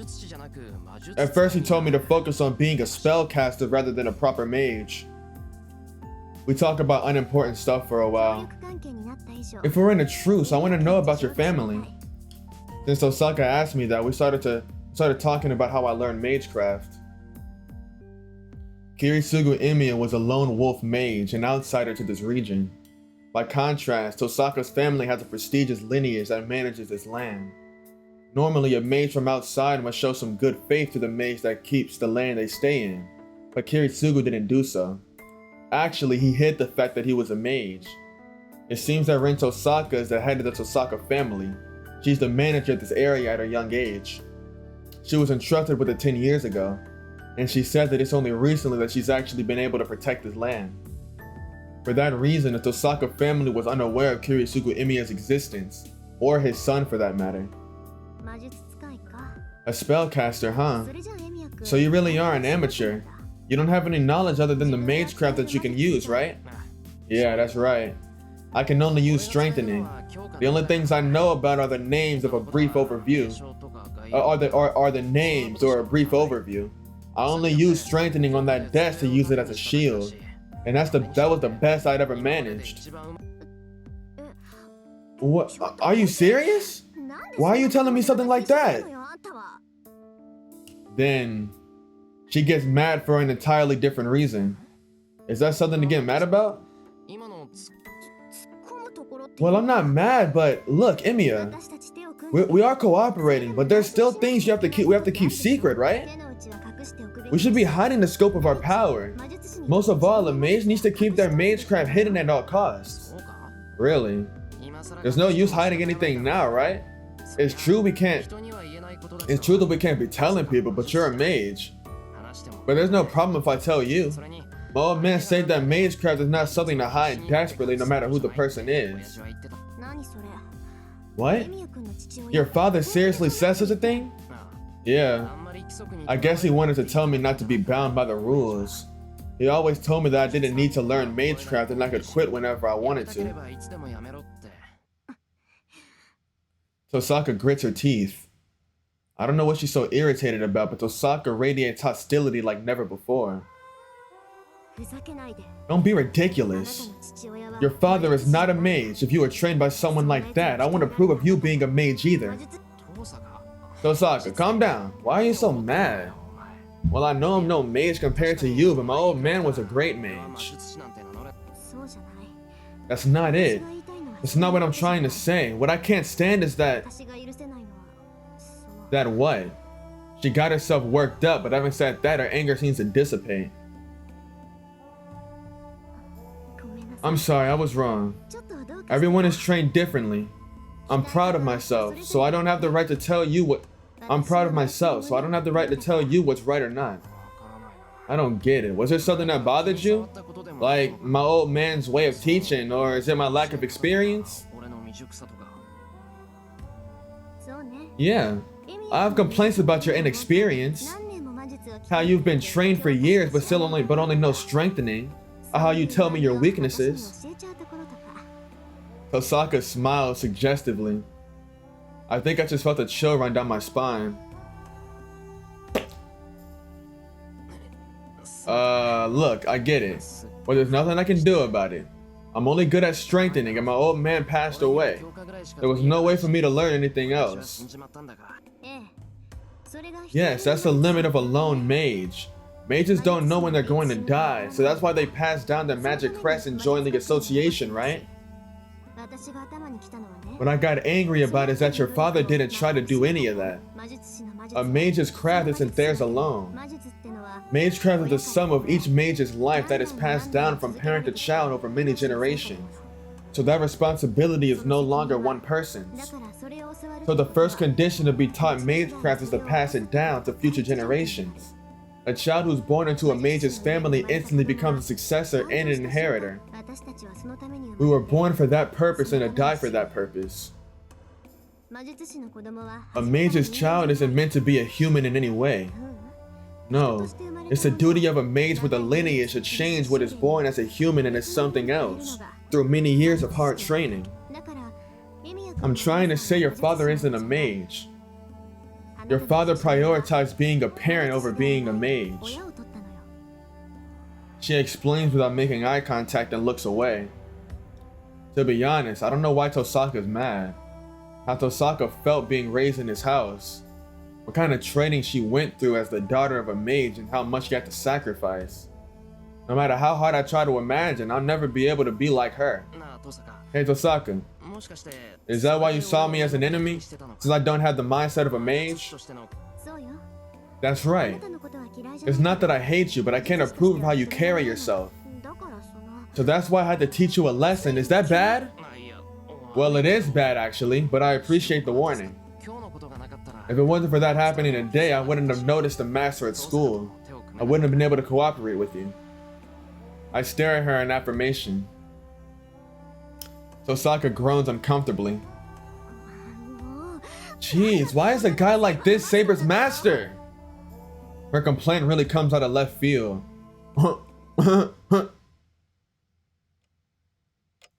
We've been talking so long it's already gotten dark. It's almost 7 p.m. I need to get home soon or else Saber will be getting mad. マスター探しは So Tohsaka, we're going to look for this master at school, right? ええ Right. 下の放課後 Let's meet at the hallway after school tomorrow. ああそれ Oh, と and I'll also have それ Archer と take you 朝に home. してあげる I can't walk you home since I have something to do, but there's no problem with Archer, right? Huh? I completely forgot until she mentioned him. This is Tohsaka's house, so of course Archer would be here. Man, fuck this nigga, bro. He tried to kill me, bitch. Fuck you. The knight in red, Archer takes form. Come to think of it, this is my first time actually facing him. The servant that fought Saber and almost got his head cut off by her. The man who paid no heed to Saber and even tried to bury her along with Berserker. It might be because of those things. When I faced him and looked him in the eyes, I instinctively felt that. Fucking hate this nigga. It's probable that I'll never accept him. Maybe it's the same for Archer as he stares at me with enmity. Huh. That's just what I want. If he hates me, then I can hate him back without any guilt. よろしくねあーちゃん Take care of him, Archer. We're in a truce now, so don't attack かかった him. りしちゃダメよ 分かっている I know. I will obey my master. Archer disappears. Since he can't go outside dressed like that, it must mean he'll escort me in spirit form.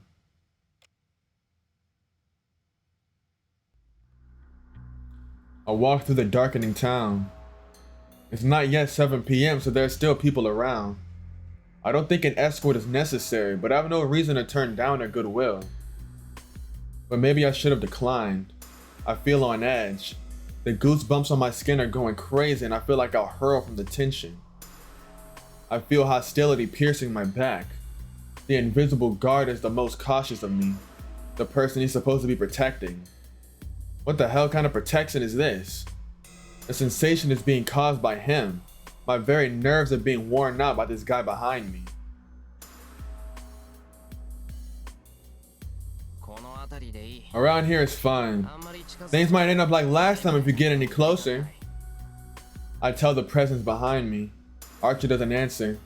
He just accepts my complaint and tries to leave. 待てよ Hold on. なんか Don't you have something you want to say? お前 I glare at the invisible guy. just to realize I'm actually looking the opposite way. The other direction. The presence trying to leave stops. He takes form with this hostility still present. I have a better opinion of you now. It seems you at least have the ability to feel hostility. Wow, I thought you were a pacifist who wouldn't even try to kill a bug. Don't fuck with me. I'm still a mage. If my enemy wants to fight, I'll fight. I confront the knight in red with all my might so I don't get overpowered. He gives me a mocking smirk and shrugs. Don't talk nonsense. A mage that does not smell like blood is a half-ass. Didn't you learn so from your mentor, Shirou Emiya? What? Fuck you. My spirit weakens.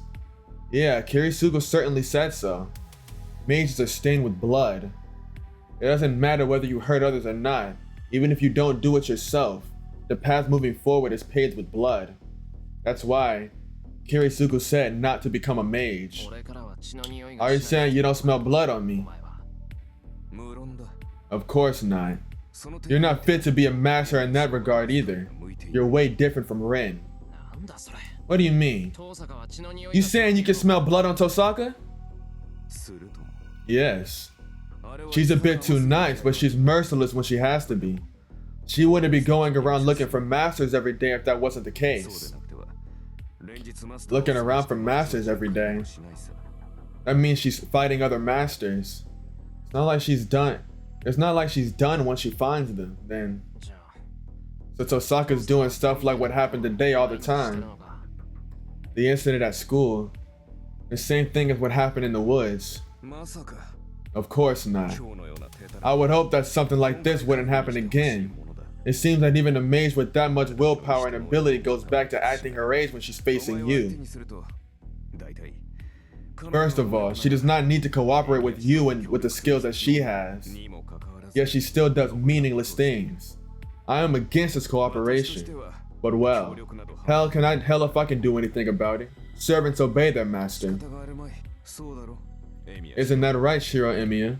Even if the master is a useless amateur, the servant must obey them. I swear he's talking about me and Saber. I see. I feel bad for Tohsaka having to partner with such a cynical guy. I'm amazed you still say such nonsense. Here's some advice. Don't worry about the personalities of servants. We're summoned to fight. Servants are only tools bound by command spells. You guys have total control over us. So ignore whatever nonsense the tools have to say. I can't tell him that that's not the case. What Archer, who is bound as such, said is the truth. I can't think of Saber as a tool, but it is true that Saber is bound by the command spells. So, why did you stop me?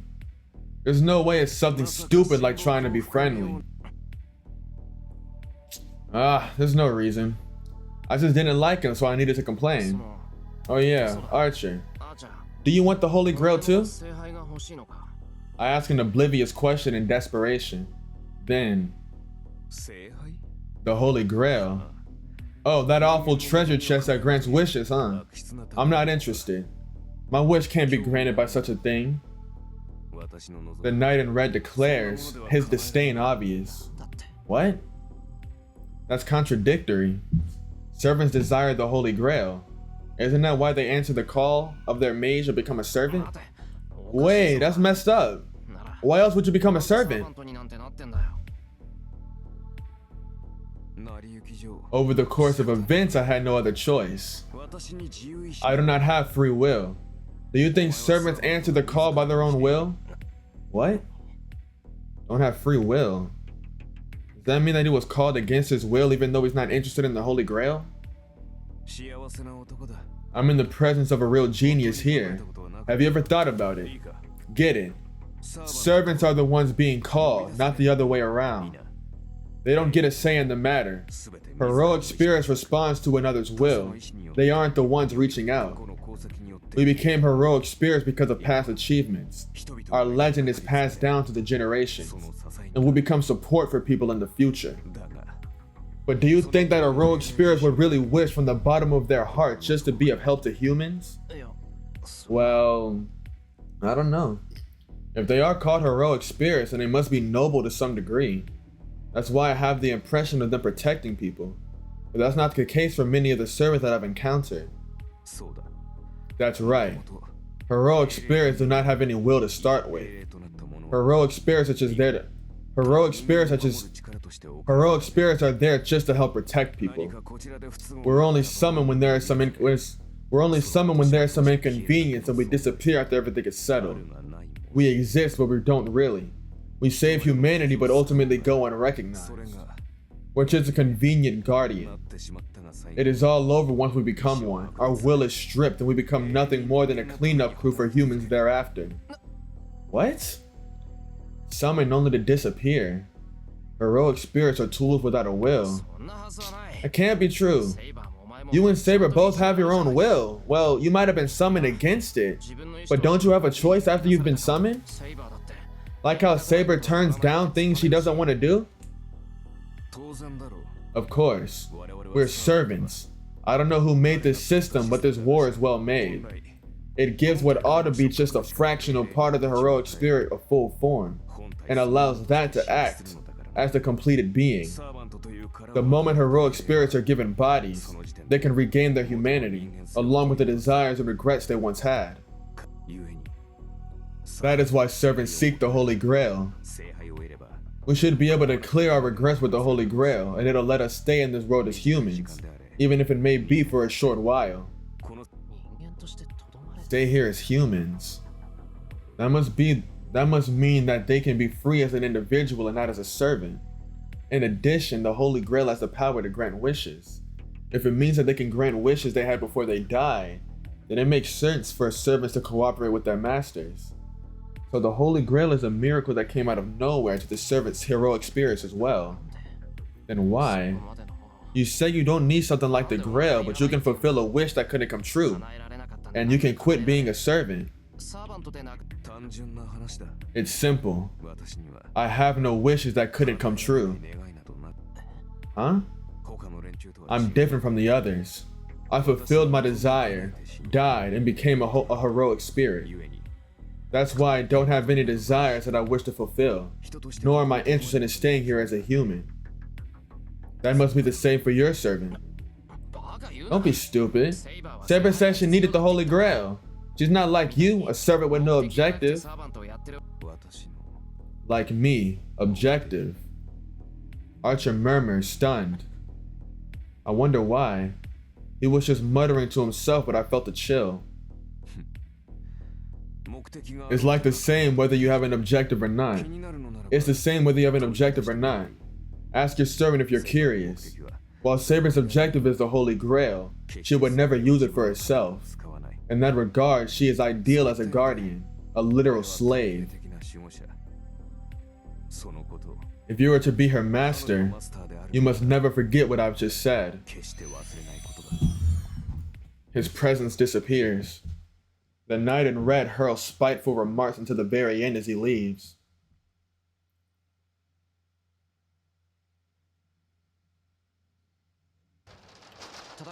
I'm home.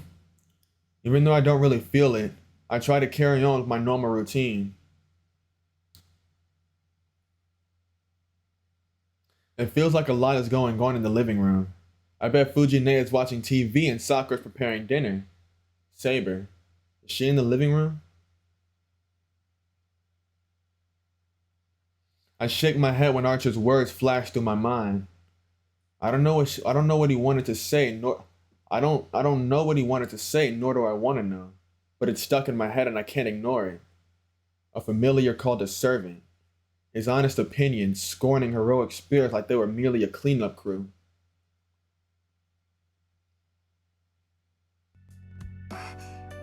Oh, welcome home, senpai. Thanks, I'm sorry I'm late. How much of dinner's done? I just started, but I don't think I need your help. We're having stew tonight, as per Miss Fujimura's request. I see. Yeah, I can't help with that. I see that all the ingredients are cut up already. Sakura is efficient, so surely all that's left is to simmer them. Where's Saber? I don't see her in the living room. She's taking a nap in the other room. She said to wake her up when you came home, but was she mad? I don't think so. Though Saber always looks a little on edge. If Sakura is hesitant to say it, it must mean Saber was really mad. It's only natural this is I broke our promise of coming home before dark. Hey, welcome home, Shirou. Saber was really mad. She said she wanted to talk to you in the dojo once you're home. Fujine makes a frightening statement while munching on a mandarin. Fujine, you didn't drill anything weird into Saber's head, right? Like, a person who breaks a promise should be punished by getting beaten with a shinai or something. I did. We're athletes, so I told her she doesn't need to hold back. I see. The other masters aren't my only problem, and enemy forces already infiltrated my home. This is off topic. Wait, did you take Saber to the dojo? Did you tell her to use a shinai if we wanted to practice? Yeah, I fought with her a bit, but she's amazing. She doesn't even know kendo, but she seems even more like a Japanese fencer than I do. She do Western fencing where she's from? No, I don't think so. I think she's actually a lot like you. Like how she swings around a huge sword that doesn't suit her frame, or how she attacks enemies like a wild animal. Oh well. I'll accept my punishment since it's my fault. By the way, about Mitsuzuri, do you know if she's home or not? Why do you know about that? You shouldn't have been. Why do you know about that? You shouldn't have been informed yet. Yeah, I heard about it in the student council room. So how about it? Did anyone find Mitsuzuri? I stare at Fujine. Fujine's still a teacher, even if she may not seem like one. She keeps quiet about things she shouldn't talk about, and I'm sure she'd lie to keep students calm. So I have to make sure I don't overlook anything she says or does when it comes to this. So Fujine, has nothing changed? I guess I can't keep it from you. You look like you'll go run out if I keep quiet. It's not like this is a secret. But this is special treatment, okay? I'm telling you this since you're her friend. I know I'll owe you one, so tell me already. What a start. They found her. What a start. Well, to start at the end, they found her and she ought to be home by now. I'd assume the examination is over by now. She's kind of confused, but she's uninjured and her life isn't in danger. I can't tell you anything else though. You're friends, so you should ask her about it yourself. I see. So it wasn't serious, huh? I'm glad. I still don't know what Mitsuzuri got into, but I can tell it has something to do with the strange incidents happening in town. There's a huge possibility that the culprit is the master hiding in my house. I don't know what I would have done if something happened to Mitsuzuri. Oh yeah, Sakura, can I talk to you for a bit? Yes, what is it, senpai? Well, it's nothing much, but I was just wondering if you knew what Shinji is up to. I'm sorry. I spent the night here last night and went to school, so I haven't been home. I heard that he skipped school today, but so you don't know the situation, huh? Yeah, there's no way you would know. Sorry, dumb question.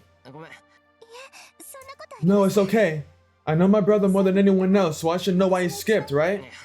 No, that's not your responsibility. Besides, it really helps to have you here. The incident in the woods. If the one that was there really was Shinji, then he has some kind of connection to the servant in black. Worst case scenario, there's a possibility he's the master. If that's the case, wouldn't it be dangerous to let Sakura go back to the Mato household?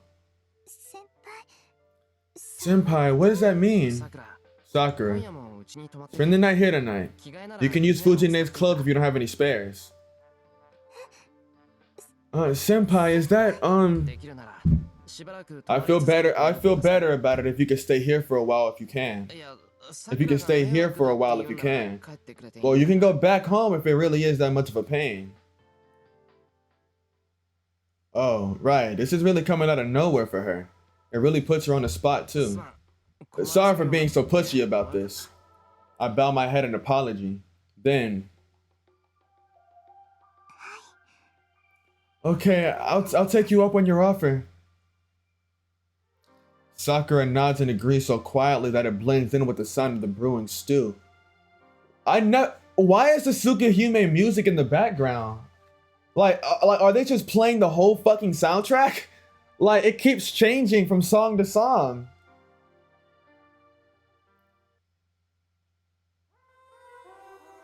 It's getting late. After dinner, I went to the dojo with Saber to receive punishment.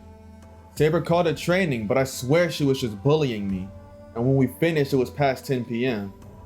The three of them are roaming together again, and Fujine and Sakura already turned in. Shirou, what is it? Are you not returning to your room? Huh? Yeah, I'll go, but there's something I wanted to ask you before that. Is something bothering you? Please, go ahead. I will answer anything I can. I guess I should get straight to the point. What Archer said. Servants who have no freedom desire the Holy Grail to obtain freedom. Saber should be the same, but he says she doesn't seek freedom. Saber, you need the Holy Grail, right? Yes. My objective is to obtain the Holy Grail. I became a heroic spirit for that reason. I believe I told you this before. Yeah, we gotta remember, from the first route, Saber is different from the rest. I'm pretty sure Saber's the only one that like actually decided, like she decided while she was still alive to become a heroic spirit to get the Holy Grail. She's in like some type of weird time situation. I know, but for what? Servants who obtain the Holy Grail can stay in this world without a master, right? Then are you going to obtain the Holy Grail and do what you wanted to do here, right? No. I will leave this world after obtaining the Holy Grail. It will not be permitted for me to stay here since I am not of this world. And most of all, I do not have anything that I want to do. Her eyes are determined. There's absolutely no hesitation or deceit in them, and no room for me to argue the point. I see. I can't say anything since I don't know what your objective is, but... well... I'm starting to think it's unlike Saber to ask for a wish from the Holy Grail. I don't know what the Holy Grail is, but I have a feeling deep down that it isn't the sort of thing that this golden-haired girl ought to pursue. But I did promise we'd obtain the Holy Grail. I believe your words for now. Is something wrong, Shirou? You have not seemed well ever since you came home. That's not true. Oh yeah, Saber, about our plans moving forward. Saber looks serious again. As expected of her, no matter how close she gets with Fujine, Saber is still Saber. It's annoying, but just as Archer said, fighting is her true nature. I went to school today and found out it's a third master. Then I had a quarrel with Tohsaka. A lot happened, and then we ended up settling on a truce until we find the master hiding at our school. In a rush, I report what happened. Saber was listening with a serious face at first, but as the story went on, she started to look at me in dissatisfaction. Saber? Are you opposed to cooperating with Tohsaka? No. I agree with learning from Rin as you have very little knowledge. However, if you make such important decisions, you must tell me right away.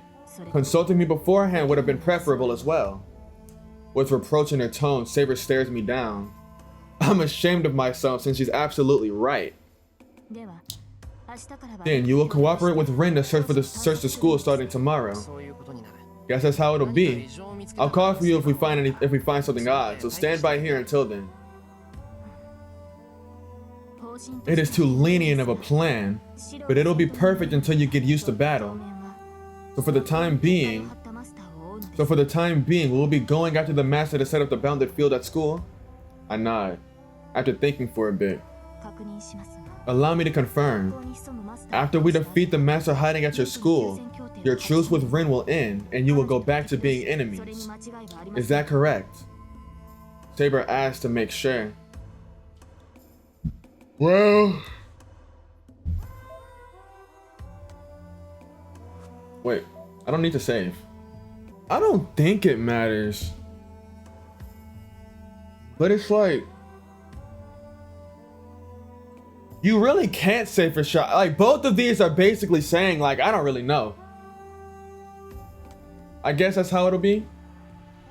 I guess that's how it'll be no matter how much I try to smooth this over. Tohsaka will challenge me even if I refuse. When that happens, it'll be more painful for Tohsaka if I get killed without putting up a fight. Yeah. Once we defeat the master hiding at school, I'll go back to being enemies with Tohsaka. That's fine, right, Saber?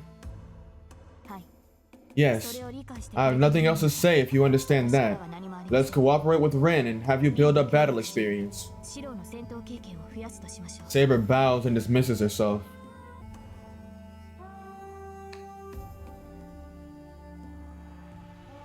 That's just kind of that. What would have happened if I said the other thing? Well, I don't really think it would matter in the end, but I'm curious. Can't say for sure.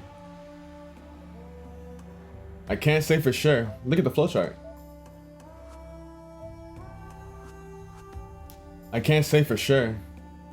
I'm sort of in Tohsaka's debt, and really, I just don't want to fight her in the first place. No, I can't say for sure yet. There still might be more even if we defeat the master at school. There's that monster berserker as well. We should work together for as long as we can. I see. I will obey if my master says so, but that would only make it harder for you. Please, do not regret your choice when the time comes. Saber takes a bow and dismisses herself. So they're both just that. Yeah, I know. The more we cooperate, the greater the likelihood that there will be an inevitable fight in the end. It'd be easier if I just got over this mental hurdle and considered her my enemy from the get-go. Otherwise, it'll cut deeper when we do part ways. Because whether I win or Tohsaka wins, the survivor has to finish off the loser.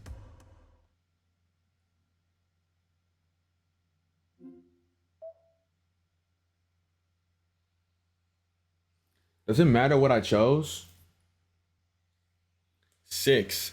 Faker.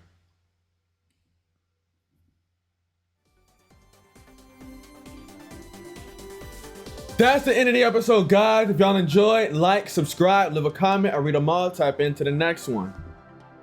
Woo! A lot happened this episode. A lot of shit I didn't expect to happen this episode. This game is so gas. Oh my goodness. Unlimited Blade Works is really working out to be like some crazy, working out to be some great, something really good. Oh my goodness. I'll have to see if it really is like better than the Fate route like y'all say. I mean, like people have been trying to sell me. But peace out. I love y'all. Tap into the next one. Hope y'all enjoy. Hope y'all enjoy.